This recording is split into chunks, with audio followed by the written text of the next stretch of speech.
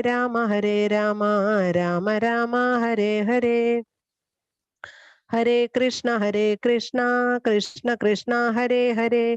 ഹരേ രാമ രാമ രാമ ഹരേ ഹരേ.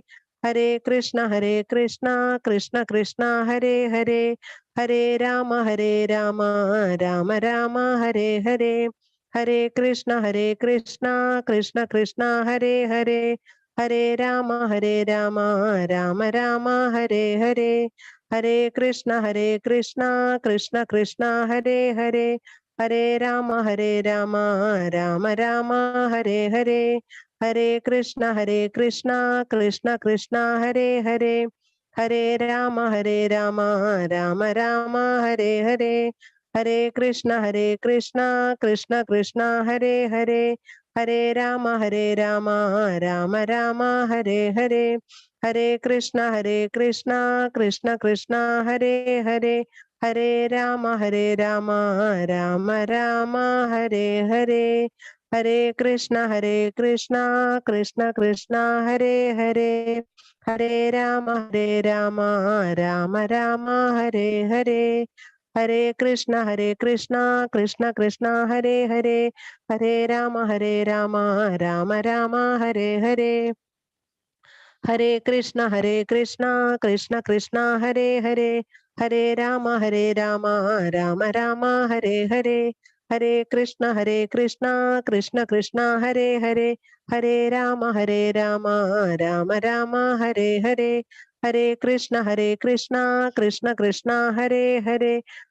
രാമ രാമ രാമ ഹരേ ഹരേ. ഹരേ കൃഷ്ണ കൃഷ്ണ കൃഷ്ണ ഹരേ ഹരേ. ഹരേ രാമ രാമ രാമ ഹരേ ഹരേ.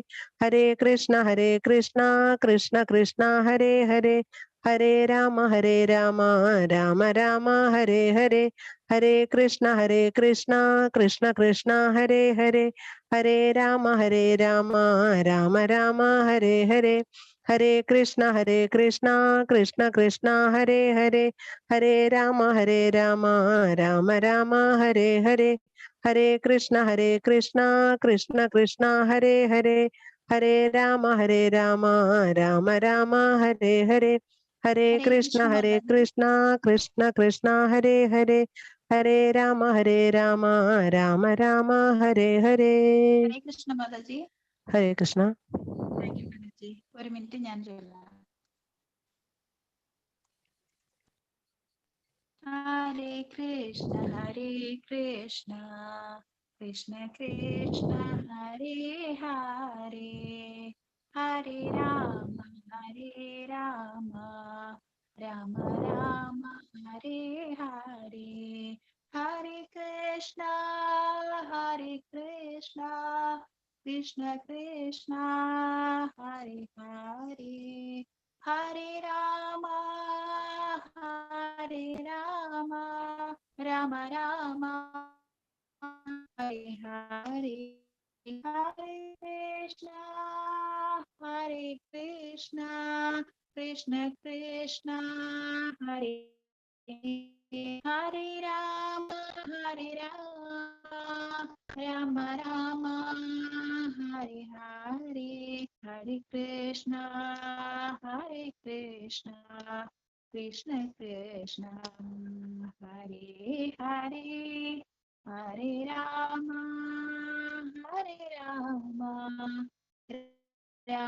രാമ ഹരേ ഹരേ. ഹരേ കൃഷ്ണ കൃഷ്ണ ഹരേ ഹരേ. ഹരേ രാമ രാമ ഹരേ ഹരേ. ഹരേ കൃഷ്ണ കൃഷ്ണ ഹരേ ഹരേ. ഹരേ രാമ രാമ ഹരേ ഹരേ. ഹരേ കൃഷ്ണ. ധന്യവാദജി. ഹരേ Krishna. Start ചെയ്യാം നമുക്ക്. 7 മണിയായി. Thank you everyone for translation, recitation, kirtan.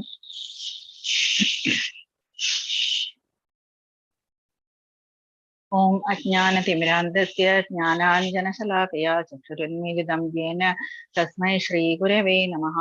നമോ വിഷ്ണുപാദായ കൃഷ്ണപൃഷ്ഠായ ഭൂതലേ ശ്രീമതേ ഭക്തിവേദാന്ത സ്വാമിൻ ഇതി നാമിനേ. നമസ്തേ സരസ്വതേ ദേവേ ഗൗരവാണി പ്രചാരിണി നിർവിശേഷ ശൂന്യവാദി പാശ്ചാത്യ ദേശതാരിണി. ജയോ ശ്രീകൃഷ്ണ ചൈതന്യ പ്രഭു നിത്യാനന്ദ ശ്രീ അദ്വൈത ഗദാധര ശ്രീവാസാദി ഗൗരഭക്തവൃന്ദ. ഹരേ കൃഷ്ണ കൃഷ്ണ കൃഷ്ണ ഹരേ ഹരേ, ഹരേ രാമ രാമ രാമ ഹരേ ഹരേ. ഹരേ കൃഷ്ണ കൃഷ്ണ കൃഷ്ണ ഹരേ ഹരേ, ഹരേ രാമ രാമ രാമ ഹരേ ഹരേ. ഹരേ കൃഷ്ണ കൃഷ്ണ കൃഷ്ണ ഹരേ ഹരേ, ഹരേ രാമ രാമ ഹരേ ഹരേ. മൂകം കരോതി വാചാലം പങ്കും ലംഘയതേ ഗിരിം യത്കൃപാതമഹം വന്ദേ പരമാനന്ദമാധവം. കൃഷ്ണ പരമാത്മനേ നമഃ. നമ ഓം വിഷ്ണുപദായ കൃഷ്ണപൃഷ്ഠായ ഭൂതലേ ശ്രീമതേ ഭക്തിവേദാന്ത സ്വാമി ഇതി നാമിനേ. നമസ്തേ സരസ്വതി ദേവി ഗൗരവാണി പ്രചാരിണേ നിർവിശേഷ ശൂന്യവാദി പാശ്ചാത്യ ദേശതാരിണി.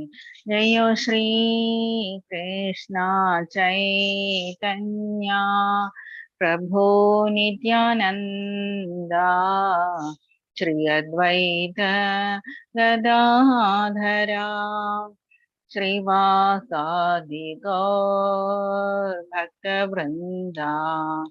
ഹരേ കൃഷ്ണ കൃഷ്ണ കൃഷ്ണ ഹരേ ഹരേ, ഹരേ രാമ രാമ രാമ ഹരേ ഹരേ. ഹരേ കൃഷ്ണ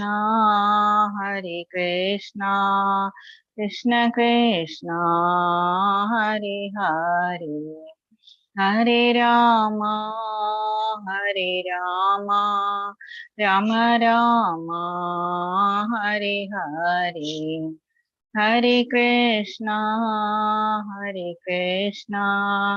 കൃഷ്ണ കൃഷ്ണ ഹരേ ഹരേ, ഹരേ രാമ രാമ രാമ ഹരേ ഹരേ. ഹരേ കൃഷ്ണ കൃഷ്ണ കൃഷ്ണ ഹരേ ഹരേ, ഹരേ രാമ രാമ രാമ ഹരേ ഹരേ. ഹരേ കൃഷ്ണ കൃഷ്ണ കൃഷ്ണ ഹരേ ഹരേ, ഹരേ രാമ രാമ രാമ ഹരേ ഹരേ. ഹരേ കൃഷ്ണ എവ്രിവൺ. ഹരേ കൃഷ്ണ. ദിവ്യ മാതാജി സ്റ്റാർട്ട് ചെയ്യാം. ഹരേ കൃഷ്ണ. ഇന്ന് അക്ഷരബ്രഹ്മ യോഗം 8th ലെസൺ ആണ്. നമ്മൾ ഏകദേശം ഹാഫിലായിട്ടുണ്ട്. നമ്മൾക്ക് ശ്രീല പ്രഭുപാദരുടെയും നാമനിഷ്ഠാദാസ് പ്രഭുവിന്റെയും തൃപ്പാദങ്ങളിൽ നമസ്കരിച്ച് നമുക്ക് സ്റ്റാർട്ട് ചെയ്യാം. ഇന്ന് ഗോപാൽ ഭട്ട ഗോസ്വാമിയുടെ പുണ്യതിഥിയാണ്, ഡിസപ്പിയറൻസ് ഡേ ആണ്. രൂപ ഗോസ്വാമികളുടെ കൂടെ തന്നെ ഉണ്ടായിരുന്ന 6 ഗോസ്വാമികളാണ് നമ്മളുടെ ചൈതന്യ മഹാപ്രഭുവിന്റെ അസോസിയേറ്റ്സ് ആയിട്ട് ഉണ്ടായിരുന്നത്. അതില് ഒരു ഇമ്പോർട്ടന്റ് ആയിട്ടുള്ള ഗോപാൽ ഭട്ട ഗോസ്വാമിയുടെ പുണ്യതിഥിയാണ് ഇന്ന്, സമാധിയായ ദിവസമാണ്. നമുക്കിന്ന് റീക്യാപ്പ് തുടങ്ങാം. ഫസ്റ്റ് റീക്യാപ്പ്, ഇന്നലത്തെ ലെസന്റെ റീക്യാപ്പ് വേഗം ചെയ്യാം. എന്തൊക്കെയാണ് നമ്മൾ ഇന്നലെ പഠിച്ചത്? അഷ്ടതാ പ്രകൃതി നമ്മൾ പറഞ്ഞു എന്തൊക്കെയുണ്ടെന്ന്. പഞ്ചഭൂതങ്ങളും പഞ്ചമഹാഭൂതങ്ങളും മനസ്സ്, ബുദ്ധി, നമ്മളുടെ ഫോൾസ് ഈഗോ. പിന്നെ നമ്മൾ പഠിച്ചത് മായയെ പറ്റിയാണ്. എങ്ങനെയാണ് മായയെ നമ്മൾ അതിക്രമിക്കുക എന്നുള്ളതാണ്. എന്താ നമ്മൾ കേട്ടത്? മമമായ ദുരത്യ എന്താ മാമേവയെ പ്രപദ്യന്തി മായാമേതാം തരന്തിരെ ദൈവീഹേഷ ഗുണമയി മമമായ ദുരത്യയ. പക്ഷെ എന്നെ ശരണം പ്രാപിക്കുകയാണെങ്കിൽ അത് ഈസി ആയിട്ട് നമുക്ക് ചെയ്യാൻ പറ്റും എന്ന് ഭഗവാൻ നമ്മളോട് പറയുന്നു, അർജുനനോട് പറയുന്നു. നമ്മളോടും കൂടിയുള്ള അഡ്വൈസ് ആണത്. മാമേവയെ പ്രപദ്യന്തി മായാമേതാം തരന്തിരെ. പിന്നെ 4 പേരാണ്, 4 കൂട്ടരാണ് ഭഗവാന്റെ അടുത്ത് പോലും ചെല്ലാൻ പറ്റാത്തത്. ആരൊക്കെയാണ് അവര്? നമുക്കറിയാം, മൂഢർ, നരാധമ, മായാപഹൃത ജ്ഞാന, പിന്നെ ആരാണ്? ആസുരീം ഭാവമാശ്രിത. 4 പേർക്കാണ്. പക്ഷെ എല്ലാവരും ക്വസ്റ്റ്യൻസ് ഇന്നലെ ചോദിക്കുന്നുണ്ടായിരുന്നു മറ്റേ ക്ലാസ്സില്. മൂഢന്മാരാണെങ്കിലും ആരാണെങ്കിലും അവരും ഭഗവാന്റെ സൃഷ്ടി തന്നെയല്ലേ, എന്തുകൊണ്ടാണ് ഭഗവാന്റെ അടുത്ത് അവർക്ക് എത്താൻ പറ്റാത്തത് എന്ന് ചോദിക്കുന്നുണ്ടായിരുന്നു. പക്ഷെ ഇതില് ഒരു എക്സാമ്പിൾ വരുന്നുണ്ട്, നമ്മൾ പിന്നെ പറയും ലാസ്റ്റ് വരുമ്പോഴേക്കും. പക്ഷെ അതിന്റെ മീനിങ്, അതിന്റെ ആൻസർ എന്താന്ന് വെച്ചാല്, ഭഗവാൻ ഒരു സെക്കൻഡ് ചാൻസ്, ആർക്കായാലും ഒരു സെക്കൻഡ് ചാൻസ് കൊടുക്കും. ഭഗവാൻ അത്രയും ദയയുള്ളതാണ്. അപ്പൊ മൂഢരായാലും നരാധമരായാലും എന്തെല്ലാം തെറ്റ് ചെയ്താലും ഭഗവാൻ നമുക്ക് പശ്ചാത്തപിക്കാനുള്ള ഒരു അവസരം നമുക്ക് തരും. എന്നിട്ട് നമ്മൾക്ക് ഭഗവാനെ പ്രാപിക്കാനും പറ്റും. എന്തെല്ലാം ചീത്ത കാര്യങ്ങൾ ചെയ്താലും നമ്മൾ ആത്മാർത്ഥമായിട്ട് ഭഗവാനെ സറണ്ടർ ചെയ്ത് പാപമോചനത്തിന് നമ്മൾ പ്രാർത്ഥിക്കുകയാണ് എന്നുണ്ടെങ്കിൽ നമുക്കിത് ചെയ്യാൻ പറ്റും. ഇന്നലെ മറ്റേ ക്ലാസ്സിൽ ചോദിച്ച ക്വസ്റ്റ്യൻ ആണ്, ജസ്റ്റ് ഒന്ന് പറഞ്ഞു എന്നേ ഉള്ളൂ. പിന്നെ നമ്മൾ പറഞ്ഞു ഭഗവാനെ ആരൊക്കെയാണ് പ്രാപിക്കുക എന്ന് പറഞ്ഞു. ഭഗവാന്റെ അടുത്ത് ആരാണ് എത്തുക? ഭഗവാനെ ആരാണ് പ്രാർത്ഥിക്കുന്നത്? മെയിനായിട്ട് ആർത്തോ, അർത്ഥാർത്ഥി, ജിജ്ഞാസു, ജ്ഞാനി. ഇത്രയും പേരാണ്. നമ്മള് എക്സാമ്പിൾസ് ഒക്കെ നമ്മൾ പറഞ്ഞിട്ടുണ്ടായിരുന്നു. ഓർമ്മയുണ്ടാവുമെന്ന് വിചാരിക്കുന്നു. പറയണമെങ്കിൽ പിന്നെയും പറയാം. ആർത്തോ, അർത്ഥാർത്ഥി, ജിജ്ഞാസു, പിന്നെ ജ്ഞാനി. പിന്നെ നമ്മൾ പറഞ്ഞു ഭഗവാൻ എപ്പോഴും നമ്മൾ മനസ്സിൽ കൊണ്ടു നടക്കാൻ വേണ്ടിയിട്ട് നമുക്ക് എന്തൊക്കെയാണ് ഈസി ആയിട്ട് ഭഗവാൻ നമ്മളോട് പറഞ്ഞു. രസോഹം അപ്സു കൗന്ദേയ. അപ്പം ഈ സൂര്യന്റെയും ചന്ദ്രന്റെയും പ്രകാശവും, വെള്ളത്തിലെ രസവും, ആകാശത്തിലെ ശബ്ദവും, ഓം എന്ന അക്ഷരവും, പുരുഷന്മാരിലെ പൗരുഷവും ഞാനാകുന്നു എന്ന് ഭഗവാൻ പറഞ്ഞു. നമുക്ക് പെട്ടെന്ന് ഓർമ്മ വരാൻ വേണ്ടിയിട്ടുള്ള കാര്യങ്ങളാണ്. പിന്നെ ബലവാന്മാരിൽ ബലവും തേജസ്വികളിൽ തേജസ്സും എല്ലാം ഞാനാകുന്നു എന്ന് ഭഗവാൻ പറഞ്ഞിരിക്കുന്നു. അപ്പൊ നമ്മൾ വിചാരിക്കും ഇതെന്താണ്? പുരുഷന്മാരിൽ പൗരുഷം ഭഗവാനാകുന്നു എന്ന് പറഞ്ഞു. അപ്പൊ നമ്മൾക്ക് എന്താ, സ്ത്രീകൾക്ക് വിലയില്ലേ എന്നൊക്കെ നമ്മൾ ചോദിക്കും. അപ്പം അതിനുള്ള ആൻസർ ഭഗവാൻ 10th ലെസണിൽ തരുന്നുണ്ട്. ഭഗവാൻ 7 കാര്യങ്ങളാണ് നമ്മുടെ സ്ത്രീകളില് നമ്മളുടെ കഴിവുകള് ഭഗവാനാണ് എന്ന് പറയുന്നത്. അത് 10th ലെസണിൽ നമ്മൾ കൂടുതൽ ഡീറ്റെയിൽ ആയിട്ട് പഠിക്കും. ഇപ്പോഴെന്താ ജസ്റ്റ് ചെറുതായിട്ട് പറയാം. കീർത്തി, ശ്രീർ, വാക്ച നാരീനാം, സ്മൃതിർ, മേധ, ധൃതി, ക്ഷമ. ഇത്രയും കാര്യങ്ങളാണ് ഭഗവാന് സ്ത്രീകളിൽ പറഞ്ഞിരിക്കുന്നത്. പുരുഷന്മാരിൽ ആകെ പറഞ്ഞിരിക്കുന്നത് പൗരുഷം. പിന്നെ നമ്മൾക്ക് എന്താ, സ്ത്രീകൾക്ക് കീർത്തി, നല്ല കീർത്തി, ശ്രീ ഐശ്വര്യം, വാക്ക്, നമ്മളുടെ സോഫ്റ്റ് ആയിട്ട് നമ്മളുടെ സംസാരിക്കാനുള്ള കഴിവ്, മാതൃത്വം, അമ്മമാർക്കൊക്കെ സംസാരിക്കാനുള്ള, സ്നേഹം കൊണ്ട് സംസാരിക്കാനുള്ള വാക്ക്. പിന്നെ എന്താണ്, സ്മൃതി, നമ്മളുടെ മെമ്മറി, നല്ല മെമ്മറിയാണ് ഉദ്ദേശിക്കുന്നത്, നമ്മളുടെ നല്ല ഓർമ്മശക്തി. സ്മൃതി, മേധ, നമ്മളുടെ ബുദ്ധി. ധൃതി എന്ന് വെച്ചാൽ നമുക്ക് എന്തും ചെയ്യാനുള്ള വഴക്കം, നമ്മളെ കൊണ്ട് എന്തും ചെയ്യാൻ പറ്റും. നമ്മളെ കുട്ടികളെ മാനേജ് ചെയ്യും, വീട്ടിലെ ജോലികൾ ചെയ്യും, ഓഫീസ് ജോലികൾ ചെയ്യും. ആ ഒരു വഴക്കം എന്ന് പറയുന്നതാണ് എന്താണ്, ധൃതി. പിന്നെ നമ്മൾക്കുള്ളത് ഭൂമിയോളം ക്ഷമയാണ്. ഇത്രയും ഗുണങ്ങളാണ് ഭഗവാൻ നമ്മളോട് പറയുന്നത്. സ്ത്രീകളിലുള്ള 7 ഗുണങ്ങൾ ഞാനാകുന്നു. അപ്പൊ നമ്മള് സ്ത്രീകളെ ആണുങ്ങളെക്കാളോട്ടും പുറകിലല്ല, ജസ്റ്റ് പറഞ്ഞു എന്നേ ഉള്ളൂ. 10th ലെസണിൽ നമ്മൾ ഇതൊക്കെ കൂടുതൽ വിഭൂതികളിൽ നമ്മൾ കൂടുതൽ ഇത് പഠിക്കും. ഓപ്പുലൻസസ് ഓഫ് ഭഗവാന്റെ ഓപ്പുലൻസസിൽ നമ്മൾ ഇതൊക്കെ ചെയ്യും.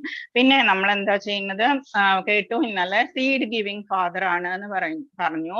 അതും നമ്മൾ ഇന്നലത്തെ ലെസണിൽ നമ്മൾ പഠിച്ചു. എന്താണ്, അഹം ബീജ പ്രദപിത എന്ന് പറഞ്ഞു ഭഗവാൻ. നെക്സ്റ്റ് വേറൊരു ലെസണിലാണ് ഇത് വരുന്നത്. അതുപോലത്തെ ഒരു ഇതായിരുന്നു ഇത് വന്നിരിക്കുന്നത്.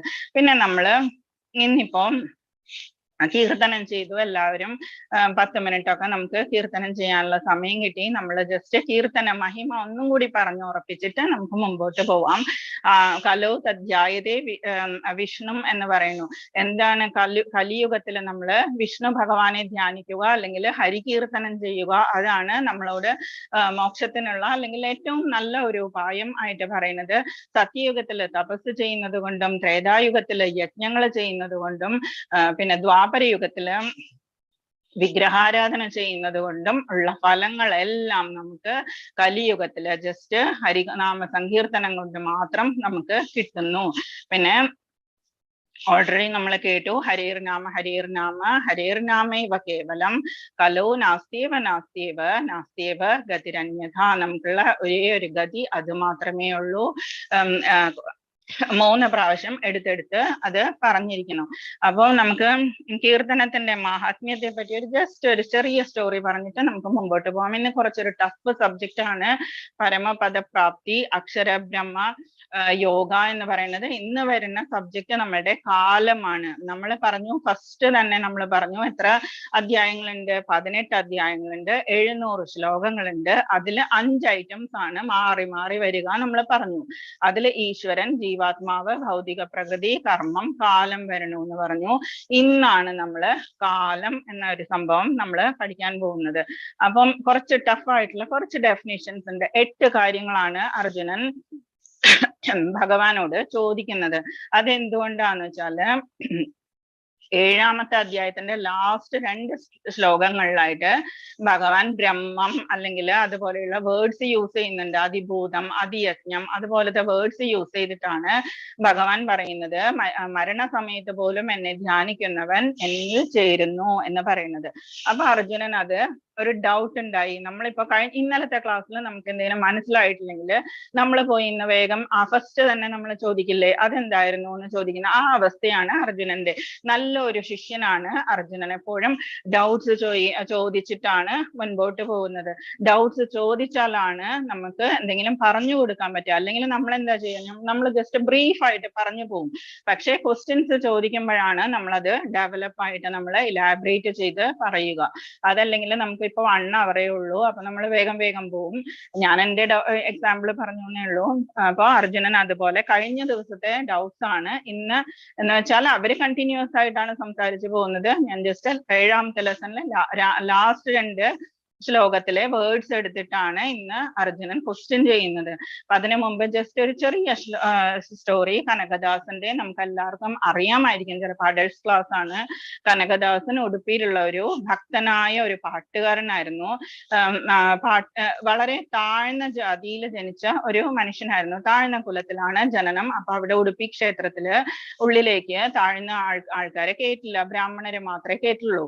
അപ്പം എപ്പോഴും കനകദാസൻ അവിടെ വന്നിട്ട് എനിക്ക് ഭഗവാനെ കാണണം എന്ന് പറഞ്ഞ് പ്രാർത്ഥിക്കാറുണ്ടായിരുന്നു. എന്നിട്ട് അവിടെ ഇരുന്ന് പാട്ടുകളൊക്കെ കീർത്തനങ്ങളൊക്കെ ചെയ്യുമായിരുന്നു.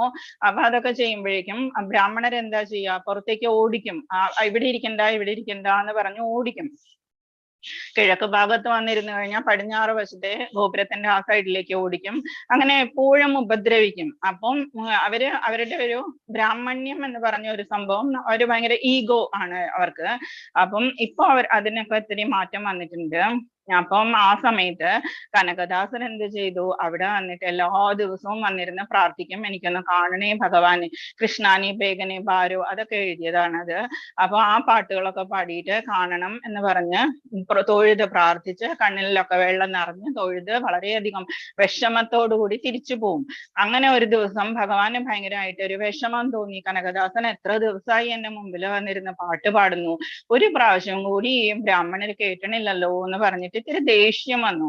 ഇപ്പൊ കുഞ്ഞു കൃഷ്ണനാണ്, നല്ല ഭംഗിയുള്ള നല്ല കൃഷ്ണനാണ്. അപ്പം കൃഷ്ണൻ എന്ത് ചെയ്തു, ഒരു ദിവസം കനകദാസൻ വന്നിട്ട് കൃഷ്ണാനി ബേഗനെ ബാരോ പടിഞ്ഞാറ് വശത്തിരുന്നിട്ട് പാടി. അപ്പം ആൾക്കാരൊക്കെ വന്നിട്ട് ഇങ്ങനെ മുമ്പിലിരുന്ന് പാടിയാലെ പുറകോട്ട് പോയിരുന്ന് പാടൂ എന്ന് പറയുന്നത് കൊണ്ട് അവിടെ ഇരുന്ന് പാടി. കുറച്ചു നേരം പാടി കഴിഞ്ഞപ്പോഴേക്കും ഭഗവാനെ കാണുന്നില്ലല്ലോ, മതിലാണ് അവിടെ ആ സൈഡില്, അപ്പൊ കാണുന്നില്ലല്ലോ എന്ന് പറഞ്ഞിട്ട് അന്നും കനകദാസൻ ഇങ്ങനെ വളരെയധികം കരഞ്ഞ് പ്രാർത്ഥിച്ചു. അപ്പൊ ആ പ്രാർത്ഥിച്ചപ്പോ എന്ത് പറ്റി, സഹിച്ചില്ല. അപ്പൊ കൃഷ്ണൻ എന്താ ചെയ്തത്, ആ സൈഡിൽ ഉണ്ടായിരുന്ന മതില് താനെ പൊളിഞ്ഞു, ഭഗവാനായ സൈഡിലേക്ക് തിരിഞ്ഞു. ആ ഭഗവാനായ സൈഡിലേക്ക് 360 ഡിഗ്രിയിൽ ഇങ്ങനെ നേരെ ഓപ്പോസിറ്റ് തിരിഞ്ഞു കഴിഞ്ഞപ്പോഴേക്കും ആ സൈഡിൽ ഉണ്ടായിരുന്ന മതില് പൊളിഞ്ഞിട്ട് അതിലൂടെ ഭഗവാനെ കനകദാസൻ കണ്ടു. അപ്പൊ എല്ലാവരും കണ്ടു ഇത്, കനകദാസൻ ഭഗവാനെ കണ്ടത്. അപ്പൊ ഭഗവാന്റെ ആ ഒരു വാത്സല്യം, ഭക്തവാത്സല്യം എന്ന് പറയുന്നത് എല്ലാവർക്കും മനസ്സിലായി. ഇപ്പൊ അവിടെ എല്ലാവർക്കും കയറുകയും ചെയ്യാം. പക്ഷെ നമ്മളെല്ലാവരും ഇപ്പൊ എല്ലാവരും കാണേണ്ടത് ആ കനകദാസന് കൊടുത്തിരിക്കുന്ന ആ ഇതിലൂടെയാണ്. ഒരു ജനാല അവിടെ പണിതിട്ടുണ്ട്, കനക കിണ്ടി എന്ന് പറഞ്ഞിട്ട് ആ ഒരു ജനാല. കിണ്ടി എന്ന് പറഞ്ഞു കഴിഞ്ഞാൽ ഇതിന് കന്നഡയില് ജനാല എന്നാണ്. അപ്പൊ ആ സൈഡിലൂടെയാണ് എല്ലാവരും ഇപ്പൊ ഭഗവാനെ കാണുന്നത്. ജസ്റ്റ് കീർത്തനങ്ങളൊക്കെ ചൊല്ലിയത് കൊണ്ട് പറഞ്ഞു എന്നേ ഉള്ളൂ. അതിന്റെ ഒരു ഇമ്പോർട്ടൻസ് ജസ്റ്റ് നമുക്കിനി നെക്സ്റ്റ് ചാപ്റ്ററിലേക്ക് പോവാം. പരമപദപ്രാപ്തിയാണ്, കുറച്ച് ടഫ് ആയിട്ടുള്ള സബ്ജക്റ്റ് ആണ്. അചഞ്ചലമായ ഭക്തിയോടെ എന്നെ ഭജിക്കുന്നവൻ ത്രിഗുണങ്ങളെ മറികടന്ന്, ത്രിഗുണങ്ങൾ നമുക്കറിയാം സത്വ രജസ് തമസ്, ബ്രഹ്മഭാവത്തെ പ്രാപിക്കുവാൻ യോഗ്യനാകുന്നു. ബ്രഹ്മഭാവം എന്ന് പറഞ്ഞു കഴിഞ്ഞാൽ പരമാത്മാവിനോട് ഏകത്വം പ്രാപിക്കുക എന്നുള്ളതാണ് ഇന്നത്തെ ചാപ്റ്റർ. അക്ഷര ബ്രഹ്മ യോഗം. ബ്രഹ്മ എന്ന് പറഞ്ഞാല് നമ്മളുടെ ആത്മാവ്, ജീവാത്മാവ് എന്നൊക്കെ പറയുന്നതാണ്. അക്ഷര എന്ന് പറഞ്ഞാൽ അക്ഷയം അല്ലെങ്കിൽ അവിനാശി എന്നാണ് അതിന്റെ അർത്ഥം. അപ്പൊ അക്ഷയമായ നശിക്കാത്ത ബ്രഹ്മം എന്നാണ് ഈ അക്ഷര ബ്രഹ്മ യോഗത്തിന്റെ അർത്ഥം. നമ്മളുടെ ഭഗവത്ഗീത ബുക്കിലുണ്ട് അങ്ങനെ. ഇതില് പരമപദ പ്രാപ്തി എന്ന് എഴുതിയിരിക്കണോ, എങ്ങനെയാണ് പരമപദത്തില് എത്തുക. ഭഗവത്ഗീത 8.1 പറയുന്നു, അർജുനൻ ചോദിക്കുകയാണ്, കിം തദ് ബ്രഹ്മ കിം അധ്യാത്മം. 8 ക്വസ്റ്റ്യൻസ് ആണ്. കിം തദ് ബ്രഹ്മ, ബ്രഹ്മം എന്താണ്? കിം അധ്യാത്മം, അധ്യാത്മം എന്താണ്? കിം കർമ്മ, കർമ്മം എന്താണ്? പുരുഷോത്തമ, പുരുഷോത്തമ എന്ന് വിളിച്ചിട്ടാണ് പറയുന്നത് എന്ന് വെച്ചാല് സാധാരണക്കാരിൽ നിന്നല്ല അങ്ങനെയുള്ള നോളജ് കിട്ടുക, ഭഗവാനിൽ നിന്ന് തന്നെയാണ്, അല്ലെങ്കിൽ നല്ലൊരു ഗുരുവിൽ നിന്ന് തന്നെയാണ് കിട്ടേണ്ടത്. അതാണ് പുരുഷോത്തമ എന്ന് ഉദ്ദേശിച്ചിരിക്കുന്നത്. അതിഭൂതം എന്താണ്? അതിഭൂതം ച കിം പ്രോക്തം, ഒന്ന് പറയൂ. അതിദൈവം കിമുച്യതേ, പിന്നെ അതിദൈവം എന്താണ്? അപ്പൊ ഇതിൽ എത്ര ക്വസ്റ്റ്യൻസ് ഉണ്ട്? ബ്രഹ്മം, അധ്യാത്മം, കർമ്മം, അതിഭൂതം, അതിദൈവം. 5 ക്വസ്റ്റ്യൻസ് ആയി ഒരു ശ്ലോകത്തില്.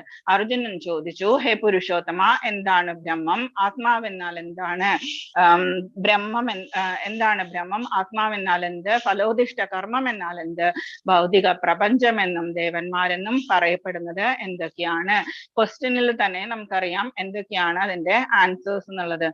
അധ്യാത്മം എന്ന് പറഞ്ഞാൽ ആത്മാവ്, ഫലോദിഷ്ട കർമ്മം എന്ന് പറഞ്ഞാൽ നമുക്കറിയാം നമ്മുടെ ബോഡി നിലനിൽക്കാൻ ആവശ്യമുള്ള എല്ലാ കർമ്മങ്ങളും.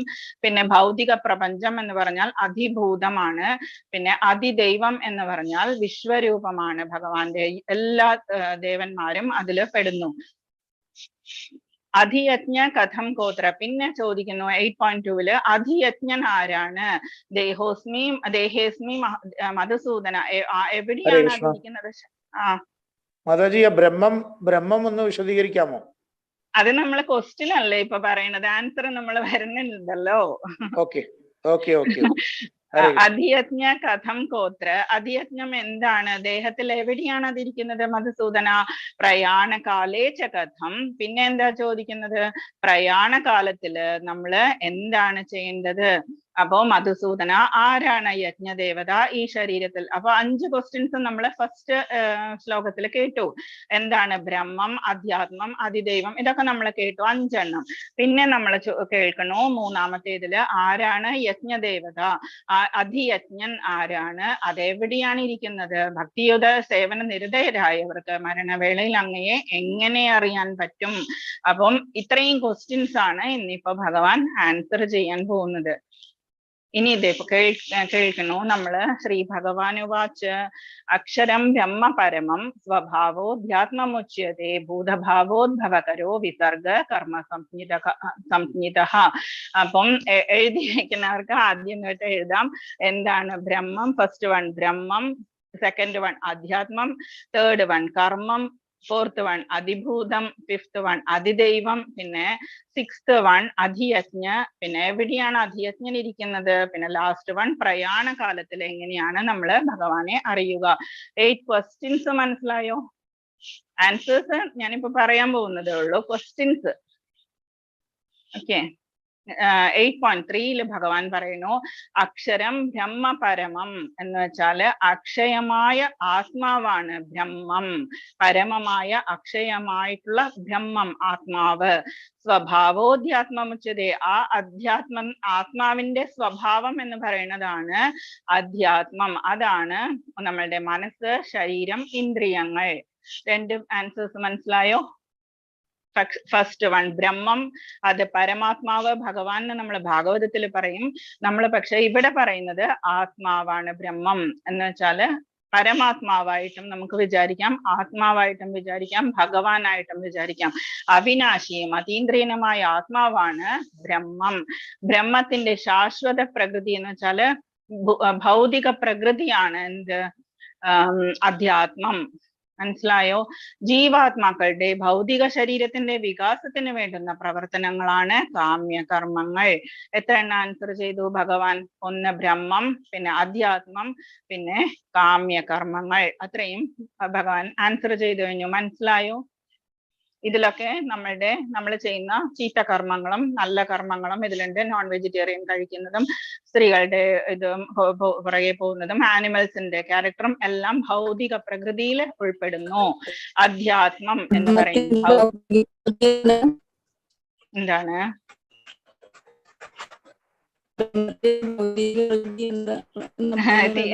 കേൾക്കുന്നില്ലല്ലോ, മനസ്സിലാവണില്ല.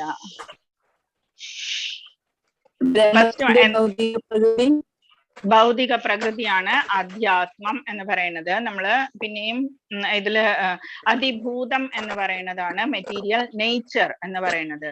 പ്രത്യക്ഷ പ്രകൃതിയാണ്, അത് വരുന്നതേ ഉള്ളൂ. ആധ്യാത്മമാണ് ഞാനിപ്പോ പറഞ്ഞത്. മനസ്സ്, ശരീരം, ഇന്ദ്രിയങ്ങൾ, അതും ആത്മാവും കൂടിയതാണ് അധ്യാത്മം. മനസ്സിലായോ? ബ്രഹ്മം എന്ന് പറഞ്ഞാൽ എന്താണെന്ന് മനസ്സിലായോ? ആത്മാവ്, ഭഗവാൻ, പരമാത്മാവ്. അക്ഷരം എന്ന് പറഞ്ഞാൽ അക്ഷയം, അവിനാശി, പരമം എന്ന് പറയുന്നത്. അപ്പോ അതാണ് ബ്രഹ്മം. സ്വഭാവോധ്യാത്മം ഉച്ചതേ, അധ്യാത്മത്തിന്റെ സ്വഭാവമാണ്. എന്തൊക്കെയാണ് അത് അധ്യാത്മത്തിൽ വരുന്നത്? മനസ്സ്, ശരീരം, ഇന്ദ്രിയങ്ങൾ, പിന്നെ ആത്മാവ് കൂടിയത്. ഭൂതഭാവോദ്ഭവകരോ എന്ന് വെച്ചാല് ഭൂതങ്ങളെല്ലാം ഉണ്ടാവാൻ വേണ്ട കർമ്മമാണ് കാമ്യ കർമ്മങ്ങൾ. 3 കാര്യങ്ങൾ ഇപ്പൊ ഭഗവാൻ ആൻസർ ചെയ്തു കഴിഞ്ഞു. നെക്സ്റ്റ് അതിഭൂതം ക്ഷരോഭാവ പുരുഷശ്ചാതിദൈവതം അധിയജ്ഞോ ഹമേവാത്ര ദേഹേ ദേഹഭൃതാംബര. ഹേ ശരീരം കൈക്കൊണ്ടവരിൽ ശ്രേഷ്ഠനായവനെ എപ്പോഴും മാറിക്കൊണ്ടിരിക്കുന്ന ഭൗതിക പ്രകൃതിയാണ് അതിഭൂതം. പ്രത്യക്ഷ പ്രപഞ്ചം ആണ് ഭൗതിക പ്രകൃതി, അതാണ് അതിഭൂതം.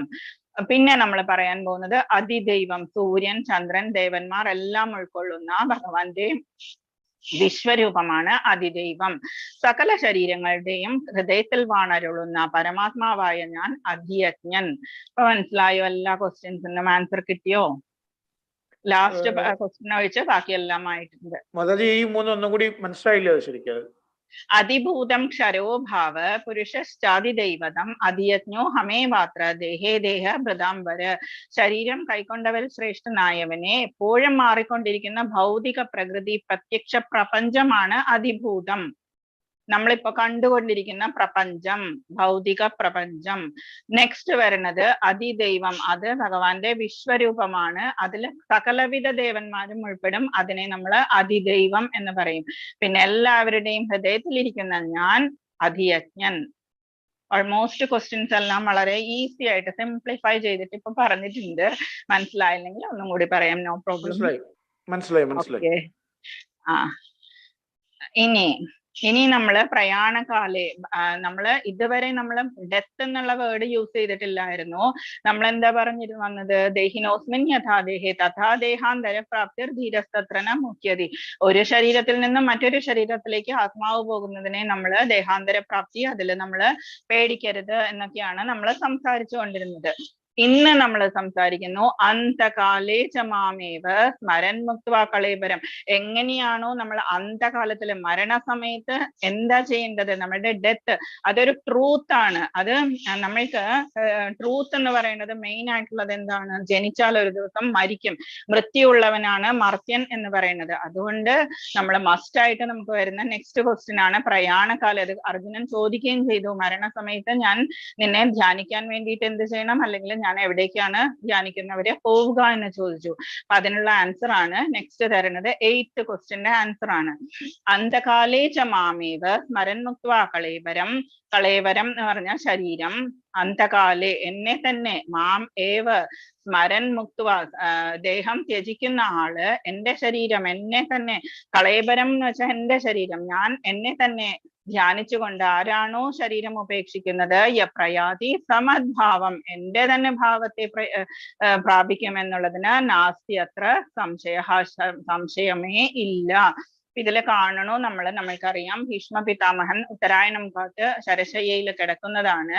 ഭഗവാൻ വരാതെ, ഭഗവാൻ മുമ്പിൽ വരാതെ ഞാൻ ദേഹം ത്യജിക്കില്ല എന്ന് ഭീഷ്മ പിതാമഹൻ തീരുമാനിച്ചിട്ട് അവിടെ കിടക്കുന്നു. പാണ്ഡവരെല്ലാവരും കൂടി കൃഷ്ണന്റെ കൂടെ അവിടെ വന്നിരിക്കുന്നു. യുധിഷ്ഠിരൻ വേറെ ആരും എന്നെ ഉപദേശിക്കാനില്ല എന്ന് പറഞ്ഞ ആ ഒരു വിഷമത്തില് കുറെ കാര്യങ്ങൾ ചോദിച്ച് മനസ്സിലാക്കുന്നു. വിഷ്ണു സഹസ്രനാമം വരെ ആ സമയത്താണ് ഭീഷ്മ പിതാമഹൻ ഉപദേശിച്ചു കൊടുക്കുന്നത്.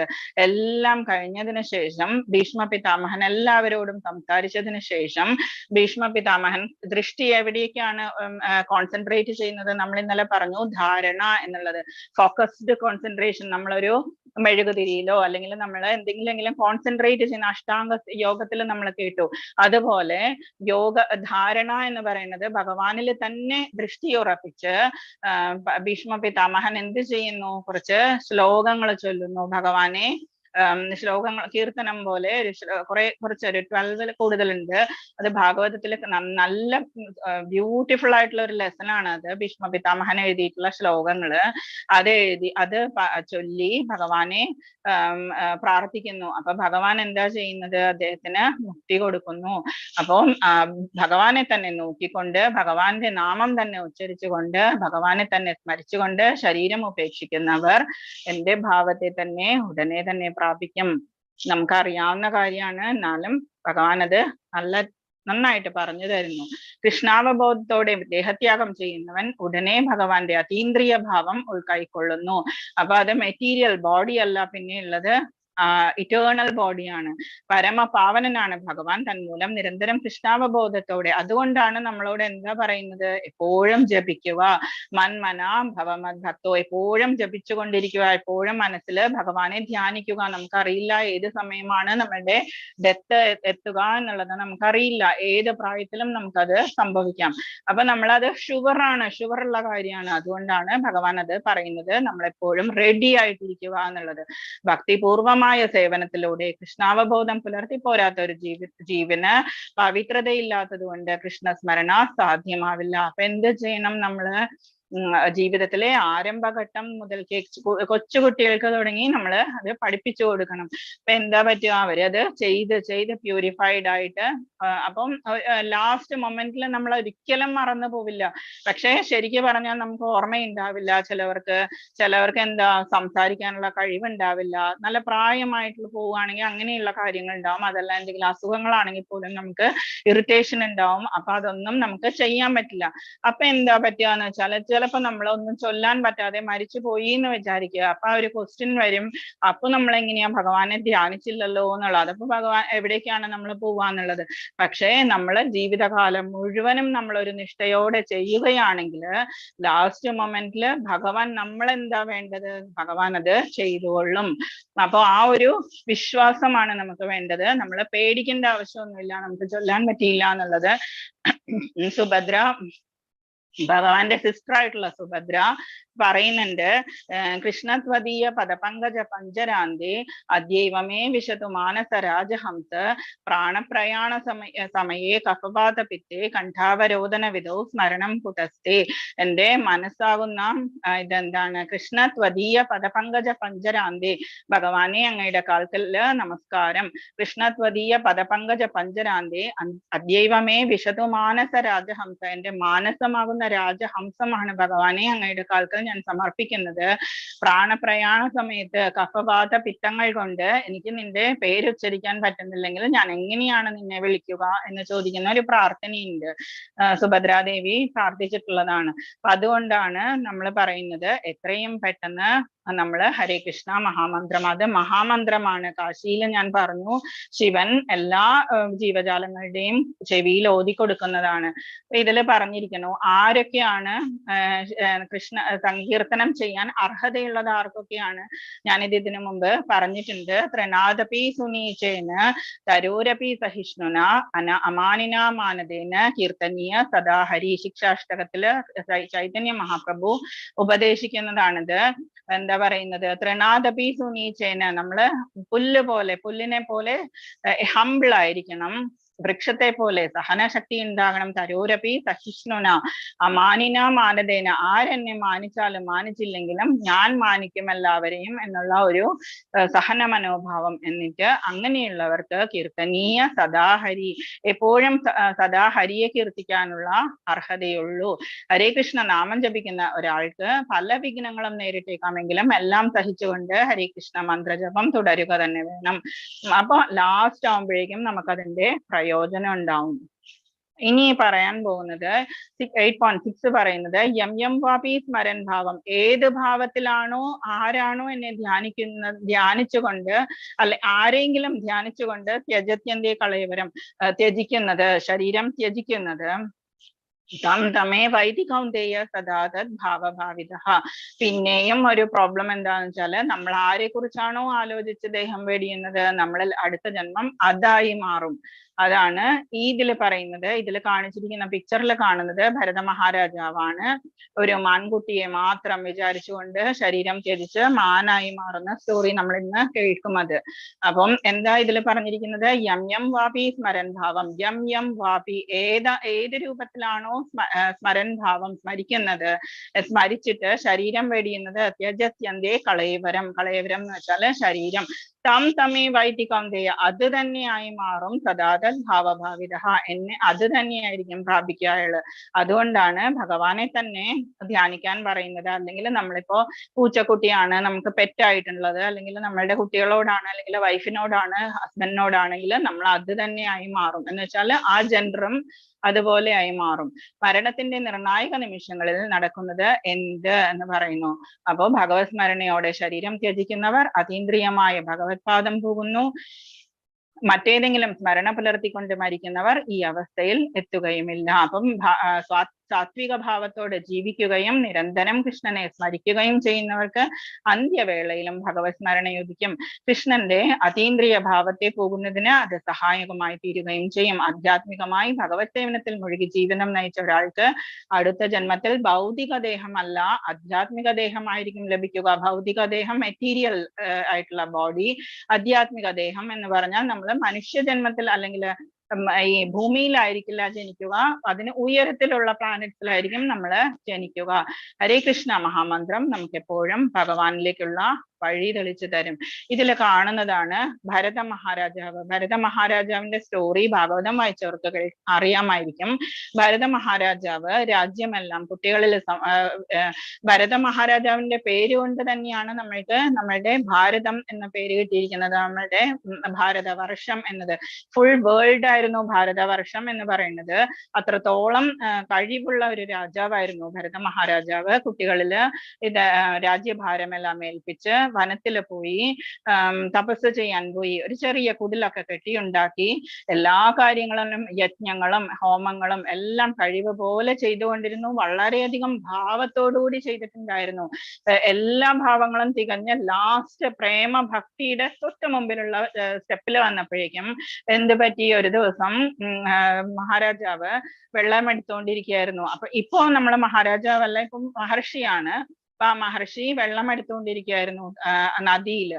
അപ്പൊ ഒരു മാൻപേട, അത് പ്രസവിക്കാറായ മാൻപേട അവിടെ വന്ന് വെള്ളം കുടിക്കാൻ വന്നു. അപ്പൊ പുറകിലൂടെ ഒരു സിംഹം ഓടി വന്നിട്ട് ചാടി അതിന്റെ മുകളിലേക്ക് ചാടാൻ പോയപ്പോ എന്ത് പറ്റി? മാൻപേട പേടിച്ച് തൊട്ടപ്പുറത്ത് പോയി പ്രസവിക്കുകയും അത് കിടന്ന് മരിക്കുകയും ചെയ്തു. അപ്പോ മഹാരാജാവ് ഇതിനെ കണ്ടു. മാൻകുട്ടിയെ കണ്ടപ്പോ വളരെയധികം വാത്സല്യം തോന്നി. ഈശ്വര, ഇതെന്താ ചെയ്യുക, എങ്ങനെ ജീവിക്കും എന്നൊക്കെ തോന്നിയിട്ട് മഹാരാജാവ് അതിനെ ആശ്രമത്തിലേക്ക് കൊണ്ടുവരുന്നു. ആശ്രമത്തിലേക്ക് കൊണ്ടുവന്നിട്ട് പിന്നെ എന്ത് പറ്റി? ആശ്രമത്തിലിരിക്കുന്ന സമയത്ത് അതിന് വേണ്ടതൊക്കെ കൊടുക്കുക, പുല്ല് കൊടുക്കുക, അതൊക്കെ ചെയ്ത് എപ്പോഴും തടവി എങ്ങാനും ഓടിപ്പോകുന്നുണ്ടോ എന്നൊക്കെ നോക്കി ഇങ്ങനെ ചെയ്തുകൊണ്ടിരുന്ന എല്ലാ വിഷ്ണു സ്മരണയും യജ്ഞങ്ങളും എല്ലാം തീർന്നു കുറച്ച് നാളുകൊണ്ട്. ആകെപ്പാടെ പിന്നെ മാൻകുട്ടിയെ മാത്രമായി നോക്കല്. എന്നിട്ട് മാൻകുട്ടി എന്താ ചെയ്യാ? എവിടേക്കെങ്കിലും പുറത്തേക്ക് പോകുമ്പോ മഹാരാജാവ് വിചാരിക്കും, അയ്യോ അതിനാരെങ്കിലും കൊല്ലുവോ? ഇങ്ങനെ ആവശ്യമില്ലാത്ത കുറെ ടെൻഷനും എല്ലാമായിട്ട് ഒരു ദിവസം എന്താ ചെയ്തത്? ഒരു ദിവസം മാൻകുട്ടിയെ അന്വേഷിച്ചപ്പോ പ്രായമായി, കുറച്ച് മാൻകുട്ടി വലുതായി. അത് കഴിഞ്ഞിട്ട് ഈ വിഷ്ണു സ്മരണവും എല്ലാം നിർത്തി. അതിന്റെ ഒരു വിചാരം തന്നെ ആ മഹാരാജാവിന് ഇല്ലാതെയായി. എന്നിട്ട് ഇതിനെ അന്വേഷിച്ച ഒരു ദിവസം അതിനെ കാണുന്നില്ല. വൈകുന്നേരം ആയപ്പോഴേക്കും അന്വേഷിച്ചു പോയപ്പോഴേക്കും ഒരു പർവ്വതത്തിന്റെ മുകളിലേക്ക് പോയിട്ട് അവിടെ നിന്ന് നോക്കിയപ്പോഴേക്കും മാൻകുട്ടി താഴെ ഉണ്ടോ എന്ന് നോക്കാൻ വേണ്ടിയിട്ട് പോയപ്പോഴേക്കും അവിടെ നിന്ന് താഴെ വീഴുന്നു. അപ്പോഴും മനസ്സിൽ എന്താണ്? മാൻകുട്ടിയാണ് മനസ്സില്. അപ്പം അവിടെ കിടന്ന് മഹാരാജാവ് മരിച്ചു പോകുന്നു. മരിച്ചു പോയപ്പോഴെന്താ സംഭവിക്കുക? യം യം വാപി സ്മരൻ ഭാവം ത്യജത്യന്തേ കളയപരം തം തമേ വൈതി കൗന്ദേയ. അതനുസരിച്ചിട്ട് ഭരത മഹാരാജാവിന് മാൻകുട്ടിയുടെ ദേഹമാണ് കിട്ടുക. മാനായിട്ടാണ് നെക്സ്റ്റ് ജന്മത്തില് ജനിക്കുക. അപ്പൊ പക്ഷെ ആ സമയത്തും വിഷ്ണു സ്മരണം പോയിട്ടുണ്ടായിരുന്നില്ല. അത് മനസ്സിൽ പൂർവ്വജന്മ സ്മരണ ഉണ്ടായിരുന്നു. അപ്പൊ അതെന്താ ചെയ്തത്? ബാക്കിയുള്ള മാൻകുട്ടികളോടൊന്നും കണക്ഷൻ ഒന്നും ഇല്ലാതെ അത് ആശ്രമം ഉണ്ടായിരുന്നു. അവിടെ കുറെ മഹർഷിമാരുടെ ആശ്രമത്തിന്റെ പരിസരത്ത് വന്നിട്ട് ഉണങ്ങിയ ഇലകളും അതൊക്കെ കഴിച്ച് ആശ്രമത്തിലുള്ള ആ ഹോമവും ബാക്കിയുള്ള ഇതിങ്ങനെയുള്ള കാര്യങ്ങളൊക്കെ നോക്കി അത് വിഷ്ണു സ്മരണം ചെയ്തുകൊണ്ട് പിന്നെയും മരിച്ചു കഴിഞ്ഞപ്പോ ആരായി? അതൊരു ബ്രാഹ്മണനായി. ബ്രാഹ്മണ ജന്മം കിട്ടി. ജഡഭരതൻ എന്ന് പറയുന്ന ആ ബ്രാഹ്മണ ജന്മം. അതെന്താ ചെയ്യുന്നത്? ആരോടും കണക്ഷൻസ് വെക്കാതെ എന്ത് ചെയ്തു? ഒരു മൂകനും ബധിരനും എന്നെല്ലാം ആ ആക്ട് ചെയ്തിട്ട് അങ്ങനെ ജീവിക്കാൻ തുടങ്ങി. എന്തുകൊണ്ടാണ്? ബാക്കിയുള്ളവരുടെ കണക്ഷൻ വേണ്ട, എനിക്കിനി മോക്ഷം വേണം, എല്ലാം പൂർവ്വജന്മ സ്മരണയുണ്ട്, അതുകൊണ്ട് മോക്ഷം വേണം എന്നുള്ള രീതിയിൽ മിണ്ടാണ്ടിരുന്നു.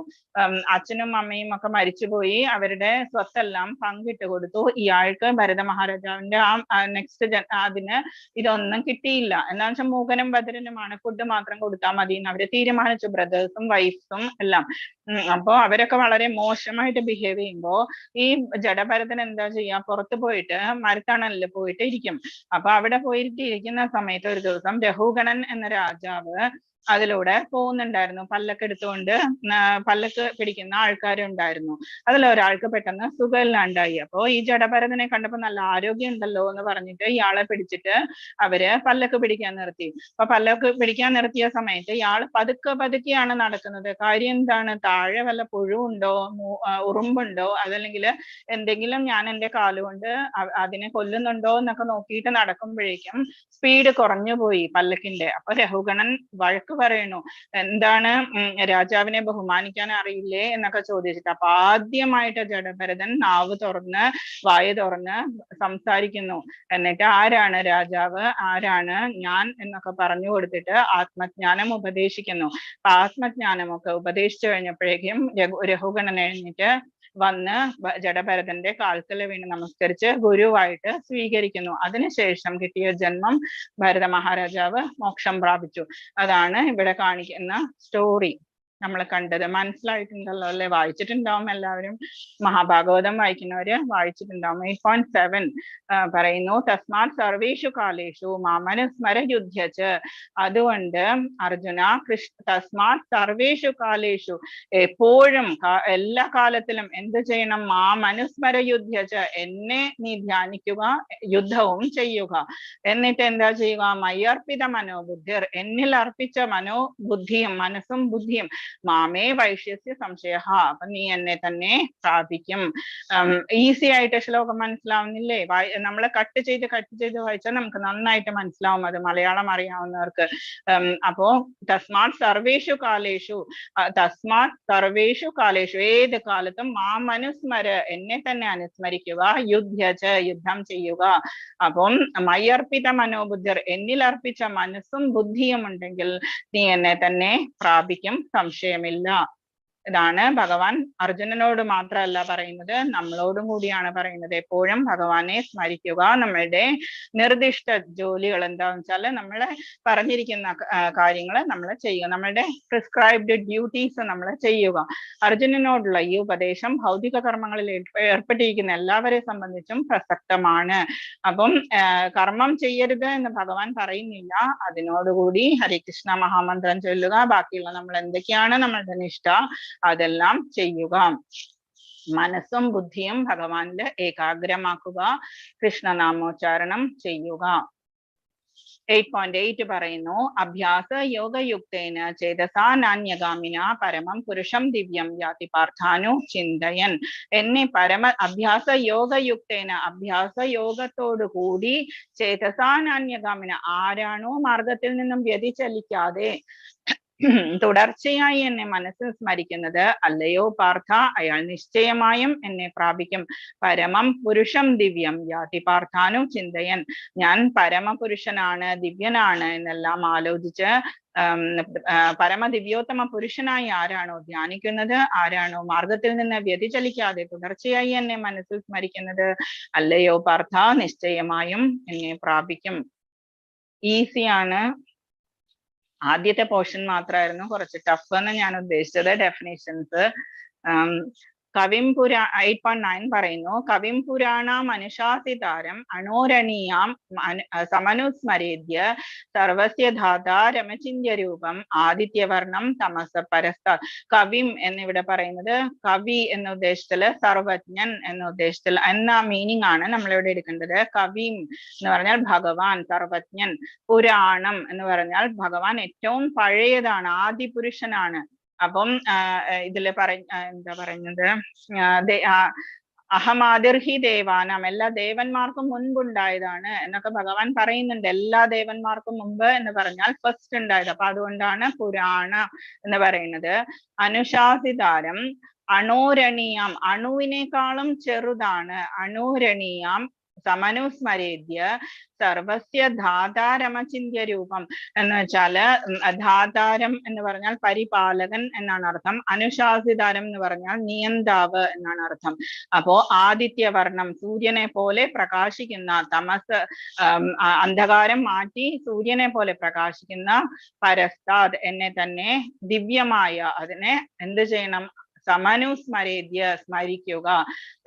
ഇനി ഞാൻ അതിന്റെ മീനിങ് വായിക്കാം, അപ്പൊ ഒന്നുകൂടി മനസ്സിലാവും. സർവജ്ഞനും, കവിം എന്ന് പറഞ്ഞ സർവജ്ഞൻ, ആദിപുരുഷനും സർവനിയന്താവും, അണുവിനേക്കാൾ ചെറുതും സകലത്തിന്റെയും പരിപാലകൻ. ധാതാരം എന്ന വേർഡാണ് പരിപാലകൻ.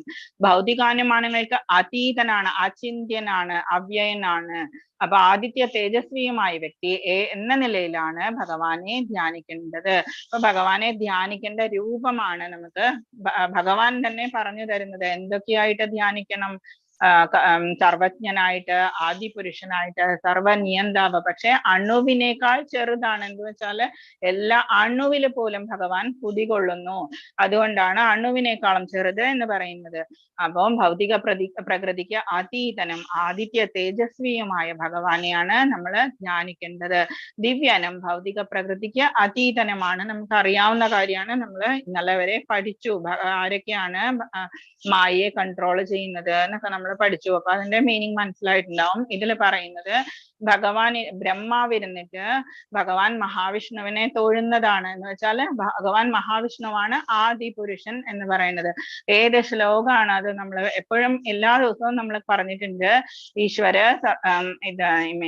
ഈശ്വര പരമകൃഷ്ണ സച്ചിദാനന്ദ വിഗ്രഹ അനാദിരാദിർ ഗോവിന്ദ സർവകാരണ കാരണം. ഇതാണ് ബ്രഹ്മസംഹിതയുടെ ഫസ്റ്റ് ശ്ലോകമാണ്. അത് ബ്രഹ്മാവ് ഭഗവാനെ തൊഴുത് പ്രാർത്ഥിക്കുന്ന ശ്ലോകം. നെക്സ്റ്റിൽ എന്താണ്? ഭഗവാൻ രുദ്രനാണ്. പാർവതിയോട് ഭഗവാന്റെ മഹിമയൊക്കെ പറഞ്ഞു കൊടുക്കുന്നു. എന്താണ് പറഞ്ഞു കൊടുത്തത്? ആരാധനാനാം സർവേഷാം വിഷ്ണോർ ആരാധനം പരം എന്നാണ് പറഞ്ഞു കൊടുക്കുന്നത്. എന്ന് വെച്ചാൽ എല്ലാ സർവ ആരാധനകൾക്കും ഏറ്റവും മുകളിലാണ് വിഷ്ണോർ ആരാധനം. ഇതാണ് ഈ രണ്ട് പിക്ചറിൽ കാണിച്ചിരിക്കുന്നത്. നെക്സ്റ്റ് പ്രയാണകാലേ 8.10 പറയുന്നു, പ്രയാണകാലേ മനസാചലേന ഭക്ത്യായുക്തോ യോഗ ബലേന ചൈവ ഭ്രുവോർമധ്യേ പ്രാണമാവേശ സമ്യക് സതം പരം പുരുഷം ഉപൈതി ദിവ്യം. പ്രയാണകാലേ മനസാചലേന, എങ്ങനെയാണ് മനസ്സ്? അചലേന, പ്രയാണകാലേ മനസ്സ് ചലിപ്പിക്കാതെ സ്ഥിര മനസ്കനായിട്ട് ഭക്ത്യായുക്തോ യോഗ ബലേന ചൈവ, ഭക്തിയോടുകൂടി യോഗ ബലമുണ്ടെങ്കിൽ അതും, യോഗം എന്ന് പറയുന്നത് നമുക്കിപ്പോൾ ഉള്ള ഭക്തി യോഗം ഏതാണ്? നമുക്ക് അഷ്ടാംഗ യോഗം അതുപോലെയുള്ള കാര്യങ്ങൾ ചെയ്യാൻ നമ്മളെ പോലെയുള്ള ആളുകൾക്ക് ചിലപ്പോ പറ്റിയെന്ന് വരില്ല. നമ്മൾക്ക് ഏത് യോഗ ബലമാണുള്ളത്? ഭക്തി യോഗ ബലമാണ്. അപ്പൊ ഭക്തിയായുക്തോ യോഗ ബലേന ചെയ്വ ഭ്രുവോർ മധ്യേ പ്രാണം ആവേശ സമ്യക്. ഭ്രുവോർ മധ്യേ എന്ന് പറഞ്ഞാൽ നമ്മളുടെ പുരികങ്ങളുടെ നടുവില് നമ്മളുടെ പ്രാണനെ ആവാഹിച്ചു കൊണ്ടുവന്ന് സതം ചെയ്യുന്ന ആള് സതം പരം പുരുഷം ഉപൈതി ദിവ്യം, എപ്പോഴും പരമപുരുഷനെ പ്രാപിക്കും. മരണസമയത്ത് യോഗനിഷ്ഠ പൂണ്ട സ്ഥിര മനസ്കനായി പരിപൂർണ ഭക്തിയോടെ ഭ്രൂമധ്യത്തിൽ പ്രാണവായുവിനെ ഉറപ്പിച്ചുകൊണ്ട് ഭഗവത് സ്മരണ ചെയ്യുന്നവൻ തീർച്ചയായും പരമപുരുഷനെ പ്രാപിക്കും. മനസ്സിലായോ? 8.10 പറയുന്നത്. ഇതിൽ കാണിച്ചിരിക്കുന്ന ആള് പിക്ചർ അജാമിള ബ്രാഹ്മണനാണ്. അതും ഭാഗവതത്തിൽ നിന്ന് എടുത്തിട്ടുള്ള സ്റ്റോറിയാണ്. അജാമിള ബ്രാഹ്മണൻ ഒരു വലിയൊരു ബ്രാഹ്മണ കുടുംബത്തിൽ ജനിച്ചതാണ്. ഗ്രാമ പുരോഹിതനായിരുന്നു അച്ഛനും അമ്മയും. അജാമിളൻ എന്ന് പറഞ്ഞ ബ്രാഹ്മണന് 20 വയസ്സുണ്ടായിരുന്ന സമയം വരെ അജാമിളൻ വളരെ നല്ല കുട്ടിയായിരുന്നു. എല്ലാവരും പറയും അജാമിളനെ പോലെ വേണം കുട്ടി ഉണ്ടായാല് എന്ന് പറയും. അത്രയ്ക്ക് നല്ല ക്യാരക്ടർ ആയിരുന്നു. ഹെൽപ്പ് ചെയ്യും, അച്ഛനെ എല്ലാ ഹെൽപ്പും ചെയ്യും. എല്ലാ ബ്രാഹ്മണ്യ ചെയ്യേണ്ട ഉപനയനം അതുപോലെ സന്ധ്യാവന്ദനം അതുപോലെയുള്ള കാര്യങ്ങൾ ചെയ്യും. പൂക്കളൊക്കെ കളക്ട് ചെയ്ത് അച്ഛന് കൊണ്ടുവന്ന് കൊടുക്കും. അച്ഛന് ഹോമം എല്ലാം ചെയ്യാനുള്ള ഹെൽപ്പ് ചെയ്യും. ഇങ്ങനെ എല്ലാം നല്ല കുട്ടിയായിരുന്നു അജാമിളൻ. 20 വയസ്സായപ്പോഴേക്കും അജാമിളനെ കല്യാണമൊക്കെ കഴിപ്പിച്ചു. നല്ല ഭംഗിയുള്ള നല്ല ഒരു പെൺകുട്ടിയെ കല്യാണം കഴിപ്പിച്ചു. നല്ല ഹാപ്പി ആയിട്ട് അച്ഛനും അമ്മയും അജാമിളനും വൈഫും കൂടി ജീവിച്ചുകൊണ്ടിരിക്കുന്ന ഒരു സമയത്ത് ഒരു ദിവസം പൂക്കളില്ലാതെയായി. വീടിന്റെ മുൻപിലുള്ള പൂക്കളൊക്കെ തീർന്നു. അപ്പൊ അജാമിളൻ എന്ത് ചെയ്തു? പൂക്കള് പറിക്കാൻ വേണ്ടിയിട്ട് കുറച്ച് ദൂരെ കുറച്ചൊരു മാറി ഒരു ഫോറസ്റ്റ് ഏരിയ ഉണ്ടായിരുന്നു. അവിടെ പോയിട്ട് പൂക്കള് പറിക്കാൻ പോയി. അപ്പൊ എന്താ പറ്റിയത്? നമ്മള് ഒരു സെക്കൻഡ് മതി നമുക്ക് മായ നമ്മളെ ആക്രമിക്കാൻ. നമ്മൾ എത്രത്തോളം ഭക്തി ഉണ്ട് എന്ന് പറഞ്ഞാലും മായയ്ക്ക് ജസ്റ്റ് ഒരു സെക്കൻഡ് മതി നമ്മളെ ആക്രമിക്കാൻ. അപ്പൊ ആ സമയത്ത് എന്ത് പറ്റി? അവിടെ ഒരു ശൂദ്ര സ്ത്രീ ഉണ്ടായിരുന്നു. അത് ഒരു ശൂദ്ര സ്ത്രീ, ഒരു പ്രോസ്റ്റിറ്റ്യൂട്ട് ആയിട്ടുള്ള ഒരു ശൂദ്ര സ്ത്രീ ആയിരുന്നു. അവരുടെ കൂടെ അവരുടെ ഒരാളും ഉണ്ടായിരുന്നു. അവരെ ചെയ്യുന്ന കാര്യങ്ങളൊക്കെ കണ്ടപ്പോഴേക്കും അയാൾക്ക് തോന്നി, അജാമിളന്, ഞാൻ അവരെ നോക്കരുത്, അതങ്ങനെയുള്ളതൊന്നും നോക്കരുത്, നമ്മൾ നല്ലത് മാത്രമേ നോക്കാവൂ. ശൃണുയാമദേവ ശാന്തി മന്ത്രത്തിൽ പറഞ്ഞിട്ടുണ്ടല്ലോ, നല്ലത് മാത്രമേ നോക്കാവൂ, നല്ലത് മാത്രമേ കേൾക്കാവൂ. എന്നാ വേണ്ട, നോക്കണ്ട എന്ന് വെച്ചിട്ട് പൂക്കള് പറിച്ചു. കുറച്ച് ഒരു സെക്കൻഡ് കഴിഞ്ഞപ്പോഴേക്കും ആ സ്ത്രീയുടെ ഗിഗ്ലിംഗ് കേട്ടിട്ട്, ചിരിക്കുന്നത് കേട്ടിട്ട് അയാൾക്ക് തോന്നി, ഒന്ന് നോക്കിയാൽ എന്താ, ജസ്റ്റ് ഒരു സെക്കൻഡ് അല്ലേ എന്ന് പറഞ്ഞു. അയാള് ജസ്റ്റ് ഒന്നും കൂടി നോക്കിയപ്പോ അയാൾക്ക് തോന്നി, ജസ്റ്റ് ഒരു മിനിറ്റ് കൂടി നോക്കാം, അവരെന്താ ചെയ്യുന്നത് എന്ന് നോക്കാം എന്ന് പറഞ്ഞ് അവിടെ നിന്ന് നോക്കിയപ്പോഴേക്കും അയാളുടെ മനസ്സ് ഫുള്ളോടെ ആ ലേഡിയില് ആകർഷിക്കപ്പെട്ടു. അപ്പൊ എന്താ, അയാള് അവരോട് പോയി പറഞ്ഞു, എന്റെ വീട്ടിലേക്ക് വരണം എന്നൊക്കെ പറഞ്ഞു. അവര് ഇയാളെ കളിയാക്കി വിട്ടു, ബ്രാഹ്മണനാണ്. എന്നിട്ട് ഇയാള് വീട്ടിലേക്ക് പോയി, പൂക്കളൊക്കെ കൊണ്ടുപോയി. പക്ഷെ മനസ്സ് മുഴുവനും എവിടെയാണ്? മനസ്സ് മുഴുവനും ഇവിടെയായി പോയി. അപ്പൊ അയാള് ചെയ്യുന്ന കാര്യങ്ങളൊക്കെ അയാൾക്ക് ഒരു ബുദ്ധിമുട്ടായിട്ട് തോന്നി. എന്നിട്ട് അയാൾക്ക് കൺട്രോൾ ചെയ്യാൻ പറ്റാതെ അയാൾ വീട്ടിൽ പറഞ്ഞു, ഞാനൊരു സ്ത്രീയെ കൊണ്ടുവരും, അവര് ഹെൽപ്പിനാണ് കൊണ്ടുവരുന്നത് എന്നൊക്കെ പറഞ്ഞിട്ട് ഈ സ്ത്രീയെ പോയിട്ട് കൊണ്ടുവരുന്നു. അവരാണെങ്കിലോ അവര് വളരെയധികം എല്ലാ ദിവസവും ഇത്ര പൈസ, ഇത്ര കാര്യങ്ങൾ അവർക്ക് കൊടുക്കണം, അവര് കള്ള് കുടിക്കും, അതുപോലെയുള്ള സൗകര്യങ്ങൾ ഉണ്ടാക്കി കൊടുക്കണം എന്നൊക്കെ പറഞ്ഞ് എല്ലാം സമ്മതിച്ച അജാമിള ബ്രാഹ്മണൻ ഈ സ്ത്രീയെ വീട്ടിലേക്ക് കൂട്ടിക്കൊണ്ടുപോകുന്നു. അവസാനം ഭാര്യയ്ക്കും എല്ലാവർക്കും മനസ്സിലായി ഇതൊരു ചീത്തയായ റിലേഷൻ ആണ് എന്നുള്ളത്. അച്ഛനും അമ്മയും പ്രാഗി കുറെ പറഞ്ഞു, എല്ലാം ചെയ്തു നോക്കി, വഴക്ക് പറഞ്ഞു, ആ ഭാര്യയും എല്ലാം പറഞ്ഞു നോക്കിയിട്ടും അജാമിളൻ ഇത് കേട്ടില്ല. അവരുടെ കൂടെ അവിടെ ലൈഫ് ചെയ്യാൻ തുടങ്ങി. അപ്പൊ അയാളുടെ വൈഫും അച്ഛനും അമ്മയും എല്ലാം ആ വീട്ടിൽ നിന്ന് ഇറങ്ങിപ്പോയി. പ്രാഗി കൊണ്ടാണ് ഇറങ്ങിപ്പോയത്. നാട്ടുകാരെല്ലാം പറയാൻ തുടങ്ങി, അയ്യോ ഇങ്ങനെയുള്ള ഒരു കുട്ടി ആർക്കും ഉണ്ടാവരുത് എന്ന് പറയാൻ തുടങ്ങി. പിന്നെ ഇയാള് പൈസ കിട്ടാണ്ടായപ്പോഴേക്കും വേണ്ടാത്ത എല്ലാ കാര്യങ്ങളും ചെയ്യാൻ തുടങ്ങി. എല്ലാം തെഫ്റ്റ് അതുപോലെയുള്ള കാര്യങ്ങൾ, ആൾക്കാരെ ഉപദ്രവിക്കുക, എന്തും ചെയ്യാൻ തുടങ്ങി പൈസയ്ക്ക് വേണ്ടിയിട്ട്. 10 മക്കളും ഉണ്ടായി.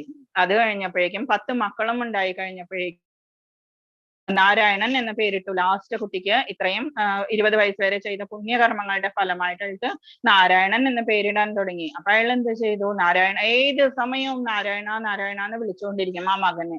അവസാനം 88 വയസ്സായപ്പോഴേക്കും അയാളുടെ ടൈമായി. ആയപ്പോഴെന്താ, അയാൾ ബെഡിലായി കിടക്കുകയാണ്, ഒന്നും വയ്യ. എന്നാലും എപ്പോഴും മുമ്പില് നാരായണൻ വേണം. അപ്പൊ നാരായണ നാരായണ എന്ന് വിളിച്ചുകൊണ്ടിരിക്കും. അങ്ങനെ ഇരിക്കുന്ന സമയത്ത് യമരാജാവിന്റെ ഈ ദൂതന്മാർ അവിടെ വന്നു. നമ്മള് കൃഷ്ണസ്മരണ ചെയ്യുന്നവർക്ക് ആരാ വരിക? വിഷ്ണുദൂതന്മാരാണ് മരണസമയത്ത് വരിക. പക്ഷേ നമ്മള് കൃഷ്ണസ്മരണ ചെയ്യാത്തവർക്ക് ആരാ വരിക? യമദൂതന്മാരാണ് വരിക. അപ്പൊ യമദൂതന്മാരെ എന്താ ചെയ്യുക? നമ്മളെ നരകത്തിലേക്ക്, അല്ലെങ്കിൽ നമ്മൾ ചെയ്ത പ്രവൃത്തികൾക്ക് ഫലമാണ് കൊടുക്കുവാൻ വേണ്ടിയിട്ടാണ് നമ്മളെ കൊണ്ടുപോവുക. അപ്പൊ അയാൾക്ക് യമദൂതന്മാരാണ് വന്നത്. അയാൾ എന്ത് ചെയ്തു? നാരായണ നാരായണ ഒന്നിങ്ങോട്ട് വരൂ എന്ന് വിളിച്ചു. അപ്പൊ നാരായണ എന്ന് വിളിച്ചപ്പോഴേക്കും വേഗം ആര് വന്നു? വിഷ്ണുദൂതന്മാര് വന്നു. ഒരു പ്രാവശ്യമേ 1-2 പ്രാവശ്യം അയാൾ വിളിച്ചുള്ളൂ. പക്ഷേ വിഷ്ണുദൂതന്മാര് വന്നിട്ട് പറഞ്ഞു യമദൂതന്മാരോട്, ഇയാള് ഞങ്ങളുടെ സ്വാമിയാണ് വിളിച്ചത്, ഇയാളെ കൊണ്ടുപോകാൻ പറ്റില്ല എന്ന് പറഞ്ഞു. അപ്പൊ അവര് പറഞ്ഞു, നാരായണ അയാളുടെ മകനെയല്ലേ വിളിച്ചത് എന്ന് ചോദിച്ചു. അപ്പൊ വിഷ്ണുദൂതന്മാര് പറഞ്ഞു, എങ്ങനെയാണെങ്കിലും ആയിക്കോട്ടെ, ഞങ്ങളുടെ സ്വാമിയുടെ പേരാണ് വിളിച്ചത് എന്ന് പറഞ്ഞു. അപ്പം അത് കഴിഞ്ഞപ്പോഴേക്കും യമദൂതന്മാര് തോറ്റുപോയി. വിഷ്ണുദൂതന്മാര് എന്ത് ചെയ്തു? അയാൾക്ക് കുറച്ചും കൂടി ടൈം കിട്ടിക്കോട്ടെ എന്ന് വെച്ചിട്ട് അവര് തിരിച്ചുപോയി. ഇതെല്ലാം കേട്ടുകൊണ്ട് അജാമിളൻ കിടക്കുന്നുണ്ടായിരുന്നു. അയാൾക്ക് ഭയങ്കര ഷെയിം ഫീൽ ചെയ്തു. ഞാൻ എന്തുമാത്രം അധപ്പതിച്ചു, എന്റെ അച്ഛൻ എവിടെ, അമ്മ എവിടെ, ഭാര്യ എവിടെ, എന്റെ കുട്ടികൾ എവിടെ, എല്ലാം പോയി. ഇത് മാത്രം ഈ ശൂദ്രസ്ത്രീയുടെ സംസർഗം കൊണ്ട് ഞാൻ എന്തുമാത്രം നശിച്ചു എന്ന് പറഞ്ഞിട്ട് അയാള് ഭാഗവതം മാത്രം എടുത്തിട്ട് അയാൾ ഹരിദ്വാറിൽ പോകുന്നു. ദശമസ്കന്ധം എവറി ഡേ വായിച്ചിട്ട് ഒരു ക്ഷേത്രത്തില് അയാൾ ഇരുന്ന് ദശമസ്കന്ധം, കൃഷ്ണന്റെ സ്റ്റോറീസ് ആണ് ഭാഗവതത്തിലെ ദശമസ്കന്ധം എന്ന് പറയുന്നത്. അത് മുഴുവനും വായിച്ച് 2 വർഷത്തോളം അയാൾക്ക് ആയുസ് നീട്ടി കിട്ടി. അതിനുശേഷം അയാൾക്ക് വിമാനം വന്നിട്ടാണ് ഭഗവാൻ അയാളെ കൊണ്ടുപോകുന്നത്. അതുകൊണ്ടാണ് ഞാൻ നേരത്തെ പറഞ്ഞത്, മൂഢരും അങ്ങനെയുള്ള ആളുകൾ, മായാപഹൃതജ്ഞാന, മൂഢര്, ആസുര സ്വഭാവമുള്ളവര്, നരാധമന്മാര്, അങ്ങനെയുള്ളവർക്ക് ഭഗവാൻ എപ്പോഴും ഒരു ചാൻസ്, സെക്കൻഡ് ചാൻസ് കൊടുക്കും. നമ്മുടെ അറ്റോൺമെന്റ് അത്രത്തോളം വേണം. നമ്മള് ഭഗവാന്റെ പാദങ്ങളിൽ നമ്മളുടെ മനസ്സ് സറണ്ടർ ആയാൽ മാത്രം മതി. നമുക്ക് എത്ര ചീത്ത കർമ്മം ചെയ്താലും ഭഗവാൻ വളരെയധികം ദയാലുവാണ്. ആ സ്റ്റോറിയാണ് ഇതിൽ പറയുന്നത്. ഈ ശ്ലോകം മനസ്സിലായല്ലോ അല്ലേ? നെക്സ്റ്റ് അത് വിഷ്ണുദൂതന്മാര് വന്നതും അതൊക്കെ സ്റ്റോറി, ഇതാണിത്. ലാസ്റ്റ് വരുന്നത് കാണിച്ചിരിക്കുന്ന പിക്ചർ, വിമാനം വന്ന് വിഷ്ണുദൂതന്മാരെ കൊണ്ടുപോകുന്നതാണ്. അതും അവരുടെ തന്നെ സ്വരൂപം കൊടുത്തിട്ട് സാരൂപ്യമുക്തിയാണ് അയാൾക്ക് കൊടുത്തിരിക്കുന്നത്. വിമാനം വന്ന് അയാളെ കൊണ്ടുപോകുന്നു. നെക്സ്റ്റ്, അനന്യചേതാ സതതം യോ മാം സ്മരതി നിത്യശഃ തസ്യാഹം സുലഭ പാർത്ഥ നിത്യയുക്തസ്യ യോഗിനഃ. അല്ലയോ പാർത്ഥ, നിരന്തരമായ ഭക്തിയുത സേവനം മൂലം സ്ഥിരചിത്തതയോടെ എന്നെ എപ്പോഴും സ്മരിക്കുന്ന യോഗനിഷ്ഠന് ഞാൻ സുപ്രാപ്യനാണ്. ഇതൊക്കെ സിമ്പിൾ ആയിട്ടുള്ള ശ്ലോകമാണ്. പക്ഷെ ഇമ്പോർട്ടന്റ് എന്തുകൊണ്ടാണ്? അനന്യചേതാ സതതം, സ്ഥിരചിത്തതയോടെ എപ്പോഴും എന്നെ ധ്യാനിക്കുക എന്ന് പറയുന്ന ശ്ലോകാണ്. നെക്സ്റ്റ് വരുന്നത് 8.15. മാമുപേത്യ പുനർജന്മ ദുഃഖാലയം അശാശ്വതം. ഞാൻ എപ്പോഴും പറഞ്ഞുകൊണ്ടിരുന്ന ശ്ലോകാണിത്. ദുഃഖാലയം അശാശ്വതം. മെറ്റീരിയൽ വേൾഡ് എന്ന് പറയുന്നത് ഭഗവാൻ തന്നെ പറയുന്നു. മാമുപേത്യ പുനർജന്മ ദുഃഖാലയം അശാശ്വതം. ദുഃഖാലയം എന്ന് പറഞ്ഞാൽ വസ്ത്രാലയം, പുസ്തകാലയം എന്നൊക്കെ പറയുന്നത് പോലെ ദുഃഖങ്ങളുടെ ആലയമാണ്, വീടാണ്. അശാശ്വതം, ടെമ്പററി ആണ്. നാപ്നുവന്തി മഹാത്മാന് സംസിദ്ധിം പരമാം ഗതാഹ. ഭക്തിയോഗം കൊണ്ട് എന്നെ പ്രാപിച്ച മഹാത്മാക്കൾ പൂർണ്ണത തേടിയവരായകയാൽ പിന്നീട് ഈ ദുഃഖാലയത്തിലേക്ക് വരേണ്ട ആവശ്യമില്ല. എന്താണ് ദുഃഖം എന്ന് പറയുന്നത്? 4 തരം ദുഃഖമാണ് നമുക്ക് എല്ലാവർക്കും ഉള്ളത്. അത് ജനിച്ചു കഴിഞ്ഞാൽ എല്ലാവർക്കും ഉണ്ട്. എന്താ അത്? ജന്മ, മൃത്യു, ജര, വ്യാധി. 4 തരം ദുഃഖങ്ങളാണ്. അതുകൊണ്ടാണ് അത് എത്ര പൈസയുള്ള ആളാണെങ്കിലും ഡോക്ടർ ആണെങ്കിലും ആരാണെങ്കിലും അയാൾക്കൊന്നും ജന്മത്തിൽ നിന്നോ മൃത്യുവിൽ നിന്നോ ജരാവ്യാധിയിൽ നിന്ന് രക്ഷപ്പെടാൻ പറ്റില്ല. അപ്പം അങ്ങനെയുള്ള ഈ ടെമ്പററി ആയിട്ടുള്ള ദുഃഖാലയത്തിലേക്ക് പിന്നെ വരേണ്ട ആവശ്യമില്ല. എന്തുമാത്രം വേണം? ഭക്തി യോഗം മാത്രം മതി. ഇത് കാണിച്ചിരിക്കുന്നത് കൃഷ്ണന് ഫ്രൂട്ട്സ് കൊടുക്കുന്ന ഒരു സ്ത്രീ. അവസാനം കൃഷ്ണൻ കുറച്ച് ധാന്യങ്ങളൊക്കെ കൊണ്ടുവന്ന് അവരുടെ ഇതിൽ കൊടുത്തപ്പോഴേക്കും അവരുടെ കുട്ട മുഴുവനും മാണിക്യവും മരതകവും എല്ലാമായി മാറി. ആ ബ്രഹ്മ 8.16 പറയുന്നു, ആ ബ്രഹ്മ ഭുവന ലോക പുനരാവർത്തിനോർജുന മാമുപേത്യതു കൗന്തെയ പുനർജന്മന വിദ്യതേ. മരണത്തെ പറ്റിയും പുനർജന്മ ഇല്ലാതിരിക്കുന്നതിനെ പറ്റിയുമാണ് ഈ ലെസൺ കംപ്ലീറ്റ് നമ്മളെ പഠിപ്പിക്കുന്നത്. അതെന്തുകൊണ്ടാണ് അർജുൻ? ഹരേ കൃഷ്ണ. ആ 4 ദുഃഖങ്ങൾ ഒന്നും കൂടി പറയുമോ? ജന്മ, മൃത്യു, ജരാ, വ്യാധി.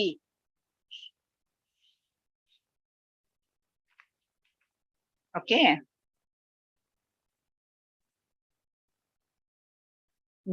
ആ ബ്രഹ്മ ഭുവന ലോക പുനരാവർത്തിനോർജുന മാമുപേത്യതു കൗന്തെയ പുനർജന്മന വിദ്യതേ. അർജുനൻ ക്വസ്റ്റ്യൻ ചെയ്തു, എങ്ങനെയാണ് മരണസമയത്ത് പ്രയാണകാലേ ഞങ്ങളൊക്കെ എന്താ ചെയ്യേണ്ടത് എന്ന്. അതിനു വേണ്ടിയിട്ടാണ് ഭഗവാൻ ഇത്രയും പറയുന്നത്. ജസ്റ്റ് നമ്മൾ എന്താ മനസ്സിലാക്കേണ്ടത്? നമ്മൾ മരണസമയത്ത് ഭഗവാനെ സ്മരിക്കുക. അതുകൊണ്ട് നമ്മൾ ജന്മം മുഴുവനും സ്മരിച്ചുകൊണ്ടിരിക്കുക. അപ്പൊ ഏത് സമയത്താ മരണം വരിക നമുക്കറിയില്ല. ഭൗതിക ലോകത്തിൽ സർവോന്നതമായ ഗ്രഹം എന്ന് വെച്ചാൽ ബ്രഹ്മലോകമാണ് ഭൗതിക ലോകത്തിലെ ഏറ്റവും മുകളിലുള്ളത്. അതിന് താഴെയാണ് ബാക്കിയുള്ള തലാതലം, രസാതലം, അതുപോലെയുള്ള ഭൂർലോകം, ഭൂമി എല്ലാം ഉള്ളത് ബ്രഹ്മാവിന്റെ ലോകത്തിന് താഴെയാണ്. അതുകൊണ്ടാണ് ഭൗതിക ലോകം എന്ന് പറയുന്നത് ബ്രഹ്മാവ് തൊട്ട് താഴേക്കാണ്. അപ്പൊ അതാണ് പറയുന്നത്, എല്ലാം ഏറ്റവും അധമമായിട്ടുള്ളത് പാതാളമാണ്. ഓരോന്നും ജനന മരണങ്ങൾ ആവർത്തിച്ചുകൊണ്ടിരിക്കുന്ന ദുരിതപൂർണങ്ങളായ സ്ഥലങ്ങളാണ്. ഈ ബ്രഹ്മാവിന്റെ ലോകത്ത് നിന്ന് താഴെയുള്ളതിലെല്ലാം ദുരിതമാണ്. അവിടെ നിന്ന് മുകളിലേക്ക് പോവാനാണ് നമ്മൾ ട്രൈ ചെയ്യേണ്ടത്. അപ്പം എന്റെ പരമപദത്തിലെത്തിയവനാകട്ടെ പിന്നീട് ജന്മം എടുക്കേണ്ടി വരില്ല. അതേസമയം ബ്രഹ്മാവിന് താഴെയുള്ള എല്ലാ ലോകത്തിലും നമ്മൾ പോയാലും ഹയർ പ്ലാനറ്റ്സിലൊക്കെ നമ്മൾ പോവാം.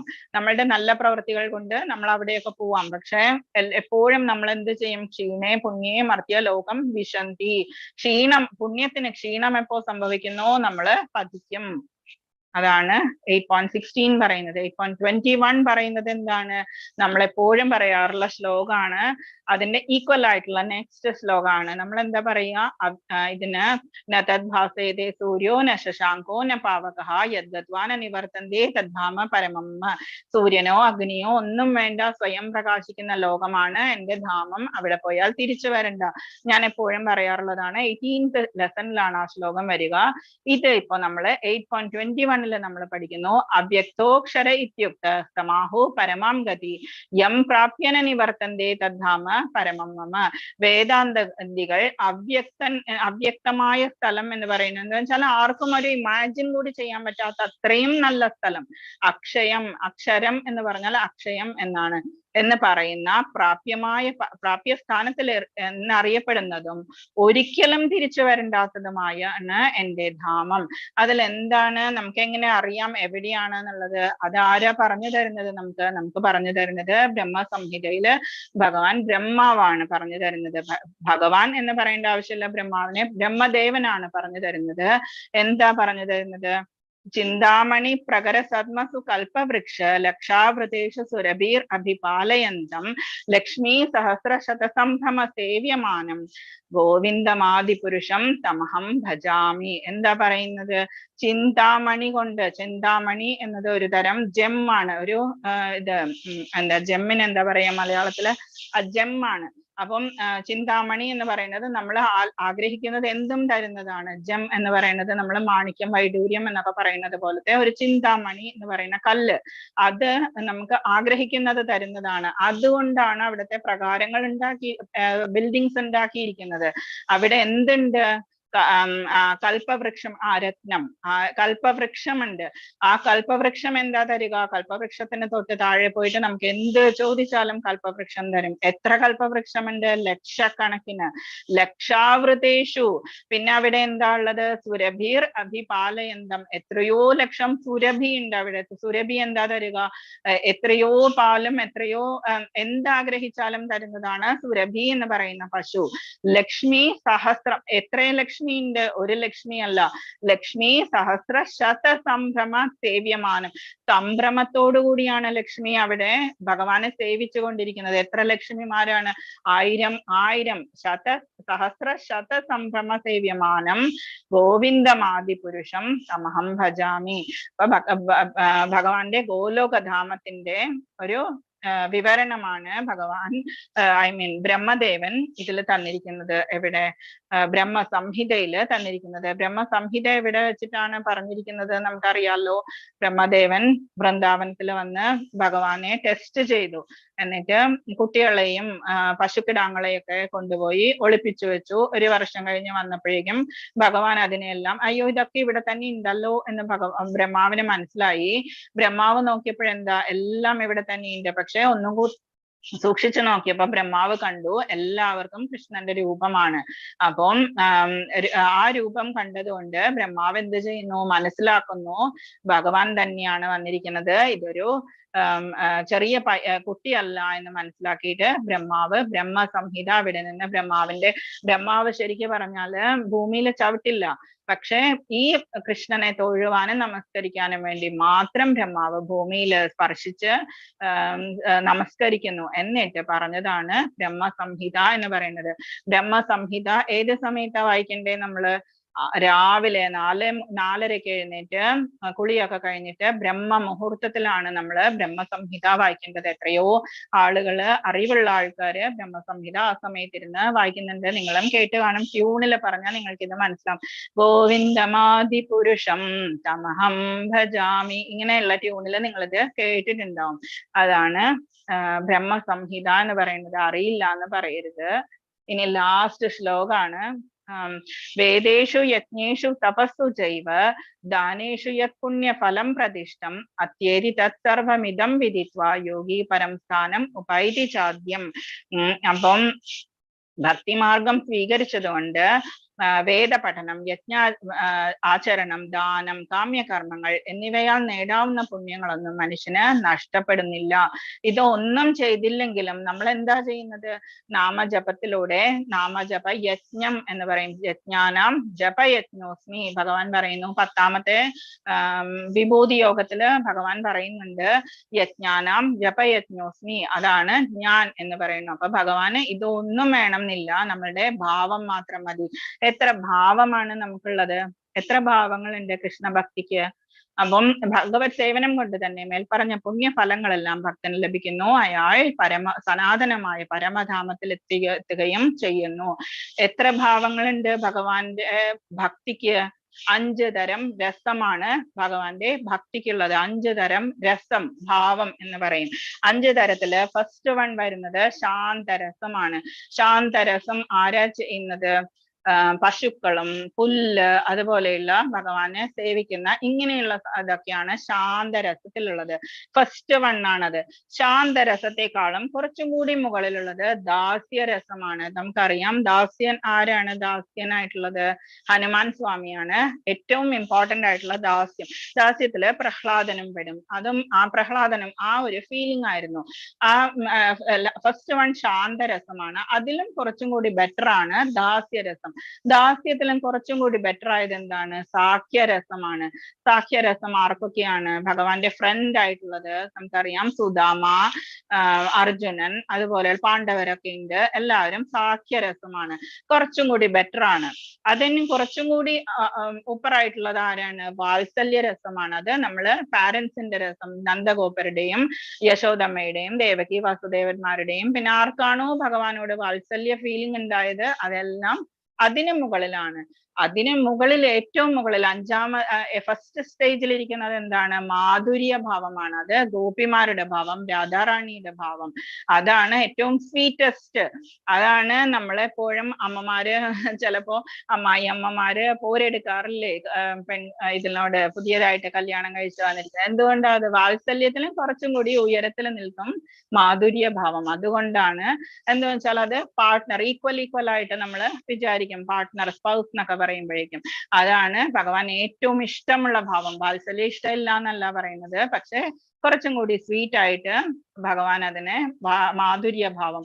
ഇനി അതില് ഡൗട്ട് ഉണ്ടോ 5 രസങ്ങൾ ഏതൊക്കെയാണെന്ന്? ഫസ്റ്റ് വൺ ശാന്തം, പശുക്കള്, പുല്ല്. അതിന് തൊട്ട് മുകളില് ദാസ്യം എന്ന് വെച്ചാൽ ഹനുമാൻ സ്വാമിയൊക്കെ. അതിന് തൊട്ട് മുകളില് സാഖ്യം ഫ്രണ്ട്ഷിപ്പ്. അതിനു മുകളില് വാത്സല്യം, അമ്മമാരുടെയും അച്ഛന്മാരുടെയും വാത്സല്യം. അതിനു മുകളില് മാധുര്യ രസം. 5 തരം രസങ്ങളാണ്. അതിൽ എന്താ നമുക്ക് ഏറ്റവും വേണ്ടത്? ഏതാണ്? ലാസ്റ്റ് വൺ, മാധുര്യ ഭാവമാണ് നമുക്ക് വേണ്ടത്.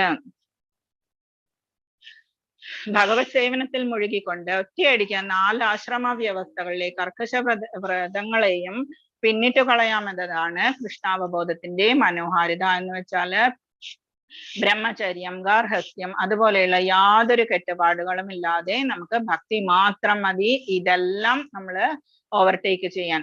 ഭക്തനുമായുള്ള സഹവാസം തുടർന്നു പോകുമ്പോൾ എന്ന് വെച്ചാൽ നമ്മൾ പറഞ്ഞു അസോസിയേഷൻ ഓഫ് ഡിവോട്ടീസ്. അപ്പോഴാണ് നമുക്ക് ഭഗവത് സേവനം ചെയ്യാൻ അവസരം ഉണ്ടാവുക. ഇപ്പൊ ഇന്ന് ഇവിടെ നമ്മൾ ക്ലാസ് വെച്ചില്ലായിരുന്നു എന്നുണ്ടെങ്കിൽ നമ്മൾ ശ്ലോക വായിക്കാനോ കീർത്തനം ചെയ്യാനോ എന്തെങ്കിലും ചാൻസ് നമുക്ക് ഉണ്ടാവും. അപ്പോൾ നമ്മൾ കുറച്ച് പേരാണെങ്കിൽ കൂടി നമ്മൾ അതൊക്കെ ഹാപ്പി ആയിട്ട് ചെയ്യുന്നത് കണ്ടോ? അതാണ് ഭഗവത് സേവനം എന്ന് ഉദ്ദേശിക്കുന്നത്. ആ സേവനം കൊണ്ടാണ് കൃഷ്ണന്റെ കർമ്മങ്ങൾ, നാമങ്ങൾ, ലീലകൾ എല്ലാം നമ്മൾ ആലോചിക്കുക. അതൊക്കെ തെറ്റിദ്ധാരണകളൊക്കെ മാറിയാൽ നമുക്ക് ഭക്തന് പഠനത്തിൽ തികച്ചും മനസ്സുറയ്ക്കും. എന്ത് പഠിക്കാനാണ്? ഭഗവത്ഗീതയും ഭഗവാൻ പറഞ്ഞിരിക്കുന്ന ഉപദേശങ്ങളും പഠിക്കാനുള്ള മനസ്സുറയ്ക്കും. അതിലൂടെ നമുക്ക് ഗീതാ പഠനത്തിൽ ആനന്ദം വളർന്നു വരുമ്പോൾ കൃഷ്ണാവബോധം എപ്പോഴും ഉണ്ടാവും. നമുക്ക് മനസ്സിലാവും. കുറച്ച് ഇപ്പൊ തന്നെ നിങ്ങൾക്ക് ഓരോരുത്തർക്കും മനസ്സിലാവാൻ തുടങ്ങിയിട്ടുണ്ടാവും ആ സ്വീറ്റ്നെസ് എന്നുള്ള ഫീലിംഗ്, ബ്ലിസ് എന്ന ഫീലിംഗിന്റെ ഒരു അംശമെങ്കിലും ഇതുവരെ കിട്ടിയിട്ടുണ്ടാവും. ഇന്ന് നമ്മളെ 8ാമത്തെ ലെസൺ ആണ്. കൃഷ്ണൻ എന്തൊക്കെയാണ് നമ്മളോട് പറയുന്നത്, എന്തൊക്കെയാണ് കൃഷ്ണൻ ചെയ്യാൻ പറയുന്നത്, എല്ലാം നമുക്കിപ്പോ മനസ്സിലായി തുടങ്ങി. ഇനി അപ്പൊ നമുക്ക് ഏകദേശം ഒരു ആനന്ദം, നമുക്ക് ആ ഒരു സ്വീറ്റ്നെസ് നമുക്ക് തോന്നാൻ തുടങ്ങി. പിന്നെ നമ്മൾ തിരിഞ്ഞു നോക്കേണ്ട ആവശ്യമില്ല. അതിന്റെ ഉച്ചകോടിയിൽ ഒരാൾക്ക് കൃഷ്ണനിൽ പരമപ്രേമ ഭാവം ഉണ്ടാകുന്നു. അതാണ് ഏറ്റവും ലാസ്റ്റ് ഭാവം, ഏറ്റവും ഹയസ്റ്റ് പ്രേമഭാവം. ജീവിതത്തിന്റെ ഈ പരിപൂർണ അവസ്ഥയിലാണ് ആധ്യാത്മിക അന്തരീക്ഷത്തിലുള്ള ഗോലോകം വൃന്ദാവനം എന്ന് പറയുന്ന കൃഷ്ണധാമത്തിലേക്ക് ഭക്തർക്ക് പ്രവേശനം കിട്ടുന്നത്. അവിടെയാണ് ശാശ്വതമായി നമ്മൾ ആനന്ദിക്കുന്നത്. എവിടെയാണ്? ഗോലോക വൃന്ദാവനത്തിന്റെ ഒരു കഷ്ണം നമുക്കിവിടെ ഭൂമിയിലുണ്ട്, വൃന്ദാവനത്തിലുണ്ട്. നമുക്ക് അവിടെ പോയി കഴിഞ്ഞാല് വൃന്ദാവനത്തിലെ ആ മണ്ണൊക്കെ എടുത്തിട്ട് നമ്മള് അവിടെ ഉരുളുക എന്ന് പറയും എല്ലാവരും.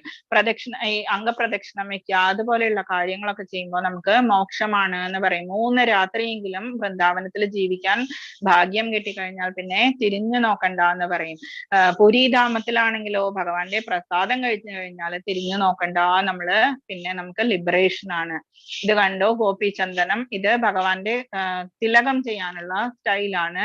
ഇത് ഭഗവാന്റെ 2 കാലുകളാണ്, 2 വരയായിട്ട് കാണുന്നത്. താഴെ കാണുന്നത് തുളസിയിലയാണ്, നമ്മൾ അർച്ചന ചെയ്തിരിക്കുന്ന തുളസിയില. അതാണ് നമ്മള് വൈഷ്ണവാസ് തിലക് എന്ന് പറഞ്ഞ് നമ്മൾ ചെയ്യുന്നത്, എല്ലാ സ്വാമിമാരും എല്ലാരും ചെയ്യുന്നത്. ഗോപീചന്ദനം അത് ഗർഗ സംഹിതയിൽ നിന്നുള്ള ഒരു ഭാഗമാണ്. ഗോപീചന്ദനത്തിന്റെ മഹിമ വർണ്ണിക്കാനുള്ളതാണ്. എന്തുകൊണ്ടാണ് ഗോപിമാര് ശരീരം ഉപേക്ഷിച്ച സ്ഥലമാണ് ഗോപി താലാബ് എന്ന് പറയുന്നത് ദ്വാരകയില്. അപ്പം ഭഗവാൻ പറഞ്ഞു ഏറ്റവും ഉയരത്തിൽ നിൽക്കുന്ന ടേസ്റ്റ്, രസം എന്ന് പറയുന്നത്, മെല്ലോ എന്ന് പറയും, അതിനെയാണ് എന്താ പറയുന്നത് മാധുര്യ ഭാവം. അപ്പം രാധയും ബാക്കിയുള്ള എല്ലാ ഗോപിമാരും, രാധയെ അതിൽ ഉൾക്കൊള്ളിച്ചിട്ടില്ല, രാധ ദ്വാരകയിലെ കൃഷ്ണനിൽ സംഗമിച്ചു എന്നാണ് പറയുന്നത്. ബാക്കിയുള്ള ഗോപിമാരുടെ ശരീരം ഉപേക്ഷിച്ച സ്ഥലമാണ് ഗോപി താലാബ്. അവിടെ നിന്ന് എടുക്കുന്ന മണ്ണാണ് ഇത് ഗോപി ഗോപിചന്ദനം എന്ന് പറയുന്നത്. അത് പ്രേത പിശാചുക്കളൊന്നും നമ്മളെ ബാധിക്കില്ല. അതിന്റെ മഹാത്മ്യം കേൾക്കുന്നയാൾ, നമ്മളിപ്പോ പറയുന്ന ഈ മഹാത്മ്യം കേട്ട് കഴിഞ്ഞാൽ എന്ത് സംഭവിക്കും? കർമ്മബന്ധനങ്ങളിൽ നിന്നും മുക്തരാകും. അതേസമയം ഗോപിചന്ദനം ധരിക്കുകയാണെങ്കിലോ ഗംഗാനദിയിൽ സ്നാനം ചെയ്യുന്നതിന്റെ ഫലം ലഭിക്കുന്നു. 1000 അശ്വമേധ യജ്ഞങ്ങൾ ചെയ്തതിന്റെ ഫലം ലഭിക്കുന്നു. ഗോപിചന്ദനം ധരിക്കുന്ന ആളിന്റെ അടുത്തേക്ക് യമരാജൻ വരികയില്ല, അദ്ദേഹം ഭഗവത് ധാമത്തിലേക്ക് തിരിച്ചു പോകുകയും ചെയ്യുന്നു. എന്ന് വെച്ചാൽ നമ്മൾ മരിക്കില്ല എന്നല്ല അതിന്റെ അർത്ഥം. യമരാജാവ് വരില്ല, പകരം നമുക്ക് വിഷ്ണു ദൂതന്മാര് വന്ന് നമ്മളുടെ സമയമാകുമ്പോഴേക്കും നമ്മളെ കൊണ്ടുപോകുന്നു. ഗർഗ മഹർഷി എഴുതിയിട്ടുള്ള ഗർഗ സംഹിതയിലെ 6.15 ആണ് നമ്മളിപ്പോ പറഞ്ഞിരിക്കുന്നത്. ഹരേ കൃഷ്ണ കൃഷ്ണ കൃഷ്ണ ഹരേ ഹരേ, ഹരേ രാമ രാമ രാമ ഹരേ ഹരേ. ഇന്നത്തെ ക്ലാസ് ഇതായിരുന്നു. മനസ്സിലായോ എല്ലാവർക്കും? എന്തെങ്കിലും ഡൗട്ട്സ് ഉണ്ടോ? ചോദിച്ചോളൂ. മാതാജി, നമ്മളിപ്പോ ഇതിൽ പറയുന്ന ഉദാഹരണങ്ങളൊക്കെ ഏത് യുഗങ്ങളിൽ ഉള്ള ഉദാഹരണങ്ങളാണ്? അവരൊക്കെ ഏത് കാലത്താണ് ജീവിച്ചിരുന്നത്? ആര്? ഈ നമ്മള് ഓരോരോ ബ്രാഹ്മണരെ പറ്റിയൊക്കെ പറയുന്നുണ്ടല്ലോ, അവരൊക്കെ ഏത് യുഗങ്ങളിലുള്ള? അജാമിള ബ്രാഹ്മണനൊക്കെയാണോ? അജാമിള ബ്രാഹ്മണനൊക്കെ എന്തായാലും കലിയുഗത്തിലല്ല. എന്തുകൊണ്ടാന്ന് വെച്ചാല് നമ്മള് ഭാഗവതത്തിൽ നിന്ന് എടുത്തിട്ടുള്ള സ്റ്റോറീസ് ആണ്. ഭാഗവതം എന്തായാലും കലിയുഗത്തിൽ എഴുതിയിട്ടുള്ളതല്ല. അത് കലിയുഗത്തിൽ പറയപ്പെട്ടു എന്ന് മാത്രമേ പറഞ്ഞിട്ടുള്ളൂ. അതുപോലെ ഭഗവാൻ പറയുന്നുണ്ടല്ലോ, ഞാൻ 1 കോടി എത്രയോ വർഷങ്ങൾക്ക് മുൻപ് ഞാൻ സൂര്യനെ പറഞ്ഞു കൊടുത്തു എന്നൊക്കെ പറയുന്നില്ലേ? ആ കൂട്ടത്തിൽ പെടുന്നതാണ് ഭാഗവതം എന്ന് പറയുന്നത്. അതെന്തായാലും കലിയുഗത്തിലല്ല അത് ചെയ്തിരിക്കുന്നത്. പക്ഷെ കലിയുഗത്തിൽ അതിന്റെ പാരായണം ഒക്കെ ചെയ്തിട്ടുണ്ട്. ഈ ഗോകർണനും അതുപോലെയുള്ളവരൊക്കെ അതൊക്കെ ചെയ്തിട്ടുണ്ട്. അപ്പൊ കലിയുഗത്തിന് മുൻപുള്ള ഏതെങ്കിലും യുഗത്തിലാണ് അതൊക്കെ സംഭവിച്ചിട്ടുണ്ടാവുക. കലിയുഗത്തിലെ സ്റ്റോറി അല്ല ഭാഗവതത്തിൽ പറഞ്ഞിരിക്കുന്നത്. അല്ലാതെ നമുക്ക് ഇപ്പോ കറക്റ്റ് ആയിട്ട് നമുക്ക് പറയാൻ പറ്റില്ല. പക്ഷെ അത് അതിന് മുമ്പുള്ള യുഗത്തിലായിരിക്കും. ദ്വാപര യുഗത്തിലോ ത്രേതായുഗത്തിലോ ഒക്കെ ആയിരിക്കും. നാരായണ എന്നുള്ള നാമം ഒക്കെ ജപിച്ചിട്ടാണ് അയാൾക്ക് മോക്ഷം കിട്ടിയത് എന്നൊക്കെ പറയുന്നു. അപ്പൊ നാരായണ നാമമാണ് അത്. കലിയുഗത്തിൽ എന്തായാലും അല്ല. ഭാഗവതം വായിച്ചാല് അത് മനസ്സിലാവും. മാതാജി, അതുപോലെ തന്നെ വളരെ വലിയൊരു മനസ്സിലെ സംശയമാണ്, എത്രയോ കാലങ്ങളായിട്ടുള്ളതാണ്. നമ്മളിപ്പോ ഈ ത്രിഗുണങ്ങളൊക്കെ മറികടന്നിട്ട് ഈ ബ്രഹ്മത്തെ പ്രാപിക്കാൻ ആണല്ലോ നാം പരിശ്രമിക്കുന്നത്. അതെ. അപ്പം ശരിക്കും ഈ സൃഷ്ടി എന്തിന്റെ ആവശ്യമായിരുന്നു എന്നുള്ളതാണ്. എന്തുകൊണ്ടാണ്? അത് ഭഗവാന്റെ ലീലയാണ്. ഭഗവാന് സ്വയം ഒന്ന് ഹാപ്പി ആവാൻ വേണ്ടിയിട്ട് ഭഗവാൻ ജസ്റ്റ് നമ്മളെ എല്ലാം സൃഷ്ടിച്ച് ജസ്റ്റ് നമ്മള് കുട്ടികളൊക്കെ എടുത്ത് അവരുടെ കിച്ചൺ സെറ്റ് അല്ലെങ്കിൽ ഡോൾസ് ഒക്കെ എടുത്ത് കളിക്കുന്നത് പോലെ ഭഗവാൻ സൃഷ്ടിച്ചിരിക്കുകയാണ്. ഭഗവാൻ പറഞ്ഞല്ലോ ഇതില് നമ്മള് 7th ലെസണിൽ എന്തോ പറഞ്ഞില്ലേ, ഉത്കൃഷ്ട അഷ്ടതാ പ്രകൃതി കഴിഞ്ഞതിന് ശേഷം നമ്മൾ കേട്ടു ഭഗവാന്റെ ഉത്കൃഷ്ട ശക്തിയാണ് ഈ കാണുന്ന എല്ലാ ജീവജാലങ്ങളും എന്ന്. ഭഗവാൻ തന്നെ സ്വന്തം കൈകൊണ്ട് നമ്മളെല്ലാം ഉണ്ടാക്കി, എല്ലാ ജീവജാലങ്ങളെയും ഉണ്ടാക്കിയിട്ട് അതെല്ലാം കണ്ടുകൊണ്ട് ഭഗവാൻ ജസ്റ്റ് ലീല ആണ് ഭഗവാന്റെ. അത് മനസ്സിലാവണം എന്നുണ്ടെങ്കിൽ ഭഗവാന്റെ ലീല മനസ്സിലാവാൻ നോർമൽ ആയിട്ടുള്ള ഒരു മനുഷ്യനും പറ്റില്ല. എന്തുകൊണ്ടാണ് എന്നൊക്കെ നമുക്ക് ഡൗട്ട് വരുന്നത് അങ്ങനെയാണ്. പക്ഷേ ഭഗവത് പാദങ്ങളിൽ നമ്മളുടെ മനസ്സുറച്ചു കഴിഞ്ഞാല് നമുക്ക് മനസ്സിലാവും. കൃഷ്ണനെ കുഞ്ഞായിട്ട് കാണുമ്പോഴും അല്ലെങ്കിൽ കൃഷ്ണനെ ഏതെങ്കിലും രീതിയിൽ നമ്മൾ കാണുമ്പോൾ നമുക്ക് മനസ്സിലാവും അതൊരു പ്ലേ ആണ്, ഗെയിം ആണ് ഭഗവാന്റെ എന്ന് മനസ്സിലാവും. ഓക്കെ. അതെ. അപ്പൊ അത് അങ്ങനെയാവുമ്പം അപ്പൊ ഈ കഷ്ടപ്പാടുകളൊക്കെ ഉണ്ടാവട്ടെ എന്ന് ഭഗവാന്റെ ലീല. ഭഗവാൻ പറഞ്ഞിട്ടൊന്നുമില്ല കഷ്ടപ്പാടുകള്. നമ്മൾ ചെയ്യുന്ന ഭൗതിക പ്രകൃതി അനുസരിച്ച് നമ്മൾ ചെയ്യുന്ന തെറ്റുകൾക്കൊക്കെ ഇപ്പൊ നമ്മളുടെ കുട്ടികൾക്ക് തന്നെ നമ്മൾ പണിഷ് ചെയ്യാറില്ലേ? ചെറിയ ചെറിയ പണിഷ്മെന്റ് ആണെങ്കിലും. ഇപ്പൊ ഞാനൊന്നും ചെയ്തിട്ടില്ല, എനിക്ക് ഇഷ്ടമല്ല പണിഷ് ചെയ്യുന്നത്. ഞാൻ എന്നോട് പറഞ്ഞാൽ ഞാൻ പറയും ശിശുപാലനെ ഒക്കെ 100 പ്രാവശ്യം ഭഗവാൻ ക്ഷമിച്ചിട്ടുള്ളൂ, ഞാൻ 1,00,000 തവണ ക്ഷമിക്കും എന്ന് ഞാൻ പറയും. എന്താ വെച്ചാൽ എനിക്ക് ദേഷ്യപ്പെടാനുള്ള മനസ്സ് വരാറില്ല, കുട്ടികളോടാണെങ്കിലും ആരോടാണെങ്കിലും. അതുപോലെയുള്ള ആളുകൾ ഉണ്ടാവും. പക്ഷെ ഭഗവാൻ എന്ന് പറയുമ്പോൾ നമ്മളുടെ പിതാവാണ്. അഹം ബീജ പ്രദപിത. അച്ഛൻ എന്തായാലും പണിഷ് ചെയ്യാനുള്ള സ്വാതന്ത്ര്യം ഇല്ലേ? അത്രയും സ്വാതന്ത്ര്യമെങ്കിലും റൈറ്റ് എങ്കിലും അച്ഛനില്ലേ? ഇപ്പൊ നിങ്ങളൊക്കെ ആണുങ്ങളാണ്, നിങ്ങൾക്ക് റൈറ്റ് ഇല്ലേ നിങ്ങളുടെ കുട്ടി എന്തെങ്കിലും വേണ്ടാത്തത് ചെയ്തു കഴിയുമ്പോ എന്താ ചെയ്യുന്നതെന്ന് എന്തെങ്കിലും ചോദിക്കില്ലേ? അത്രേ ഉള്ളൂ. അത് ചെയ്യാനുള്ള സ്വാതന്ത്ര്യം ഇല്ലേ ഭഗവാൻ പരമാത്മാവായിട്ട് ശരീരത്തിൽ ഇരിക്കുന്നുണ്ട്, മിണ്ടുന്നില്ലല്ലോ, സാക്ഷിയായിട്ടല്ലേ ഇരിക്കുന്നത്. നമുക്ക് തോന്നിക്കുകയാണ് ഭഗവാൻ ഇത് ചെയ്യരുത് അത് ചെയ്യരുത് തോന്നിക്കുന്നുണ്ട്, പക്ഷെ നമ്മളത് കേൾക്കില്ല. എന്താ ചെയ്യാ? അപ്പൊ കുറച്ചൊക്കെ മാതാജി, അതെ, അതെ, നമ്മുടെ ഉള്ളിലുണ്ട്. എന്നിട്ട് കൂടി ഈ ലീലയിൽ ആ ആത്മാവ് അല്ലെങ്കിൽ ആ ഭഗവാന്റെ അംശമുള്ള നമ്മൾക്ക് തന്നെ തെറ്റുകൾ ചെയ്യണം, അല്ലെങ്കിൽ ബുദ്ധിമുട്ടുകൾ സംഭവിക്കുന്നു. അപ്പൊ ആ ലീല ഭഗവാൻ ആസ്വദിക്കുന്നു എന്നല്ലേ അർത്ഥം? പിന്നെ നമ്മുടെ ബുദ്ധിമുട്ട് നമ്മളിപ്പോ ഭഗവാൻ കാണുന്നില്ലേ, കുട്ടികളെ പുറത്ത് പോയി കളിക്കുമ്പോ നമ്മൾ എൻജോയ് ചെയ്യാറില്ലേ? ചിലപ്പോ അവര് ഇല്ല, വേണ്ടാത്തത് ചെയ്യും, ചിലപ്പോ കുട്ടികളുടെ ബുദ്ധിമുട്ട് നമ്മൾ എൻജോയ് ചെയ്യുന്നില്ലല്ലോ മാതാജി. ബുദ്ധിമുട്ട് എന്ന് ഭഗവാൻ പറയുന്നില്ലല്ലോ. നമ്മൾ എന്തിനാ വേണ്ടാത്തത് ചെയ്യുന്നത്? എന്തിനാ? നമുക്കിപ്പോ അച്ഛൻ പറഞ്ഞു ഒരു 50 രൂപ തന്നിട്ട് അച്ഛൻ പറയാണ് മോൻ ഇഷ്ടമുള്ളത് വാങ്ങിച്ചോളൂ എന്ന് പറഞ്ഞു പുറത്ത് വിട്ടു എന്ന് വിചാരിക്കുക. മോൻ പോയി നല്ല ബുദ്ധിയോടുകൂടി ഒരു മിഠായിയോ അല്ലെങ്കിൽ വേറെ എന്തെങ്കിലും വാങ്ങിച്ച് വീട്ടിലേക്ക് വരികയാണെങ്കിൽ അച്ഛൻ എന്താ തോന്നുക? വളരെയധികം സന്തോഷം തോന്നും. എന്നാലോ അതേ മകൻ പുറത്ത് പോയിട്ട് അതേ പൈസ കൊണ്ട് ഒരു സിഗരറ്റ് വാങ്ങിച്ചുകൊണ്ട് വരുന്നത് ആരുടെ കുറ്റാണ്? മകന്റെ കുറ്റമല്ലേ അത്? നമ്മളുടെ കുറ്റമല്ലേ അത്? അപ്പോ നമ്മളാണ് തെറ്റ് ചെയ്യുന്നത്. നമ്മൾ തെറ്റ് ചെയ്യാതിരിക്കാൻ വേണ്ടിയിട്ടാണ് പ്യൂരിഫൈ ചെയ്യുക. നമ്മളെ ജപം കൊണ്ടും നമ്മളുടെ നിഷ്ഠ കൊണ്ടും നമ്മൾ പ്യൂരിഫൈഡ് ആയിട്ട് അറ്റ്ലീസ്റ്റ് നമ്മൾ മനസ്സിലായ ആൾക്കാരെങ്കിലും തെറ്റ് ചെയ്യാതിരിക്കുക എന്ന് പറയുന്നത്. അത് ഭഗവാൻ ഇരുന്ന് ആസ്വദിക്കുകയല്ല, ഭഗവാൻ ഇത്ര ഫ്രീഡം കൊടുക്കുകയാണ്. കുറച്ച് ഒന്ന് എൻജോയ് ചെയ്തോട്ടെ എന്ന് വിചാരിച്ചിട്ട്.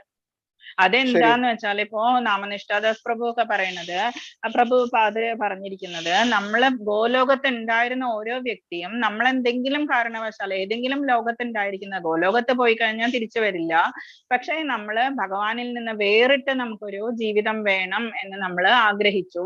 അതുകൊണ്ടാണ് മെറ്റീരിയൽ ലൈഫിലേക്ക് നമ്മൾ വന്നിരിക്കുന്നത്. എന്തെങ്കിലും നമ്മൾ ചെയ്തിട്ടുണ്ടാവും, അതുകൊണ്ടാണ് നമ്മൾ അധപ്പതിച്ചിരിക്കുന്നത് എന്നാണ് പ്രഭുപാദര് പറയുന്നത്. അപ്പോ നമ്മൾ വേണ്ടാത്തത് ചെയ്തിട്ട് വേണമെന്ന് വെച്ച് വന്നിരിക്കുകയല്ലേ. ഇപ്പൊ ഒരു അമ്മ ഒരു ഒരു പെൺകുട്ടി, കൊച്ചുകുട്ടിയാണ്, 2 വയസ്സുള്ള ഒരു കുട്ടി, അമ്മ ചെയ്യുന്നത് കണ്ടിട്ട് കുക്ക് ചെയ്യാനുള്ള എല്ലാം വേണം, ഞാനും ചെയ്യും എന്ന് പറയുമ്പോ അമ്മ എന്താ ചെയ്യാ? ഗ്യാസ് ഒക്കെ എടുത്ത് കൊടുക്കില്ലല്ലോ.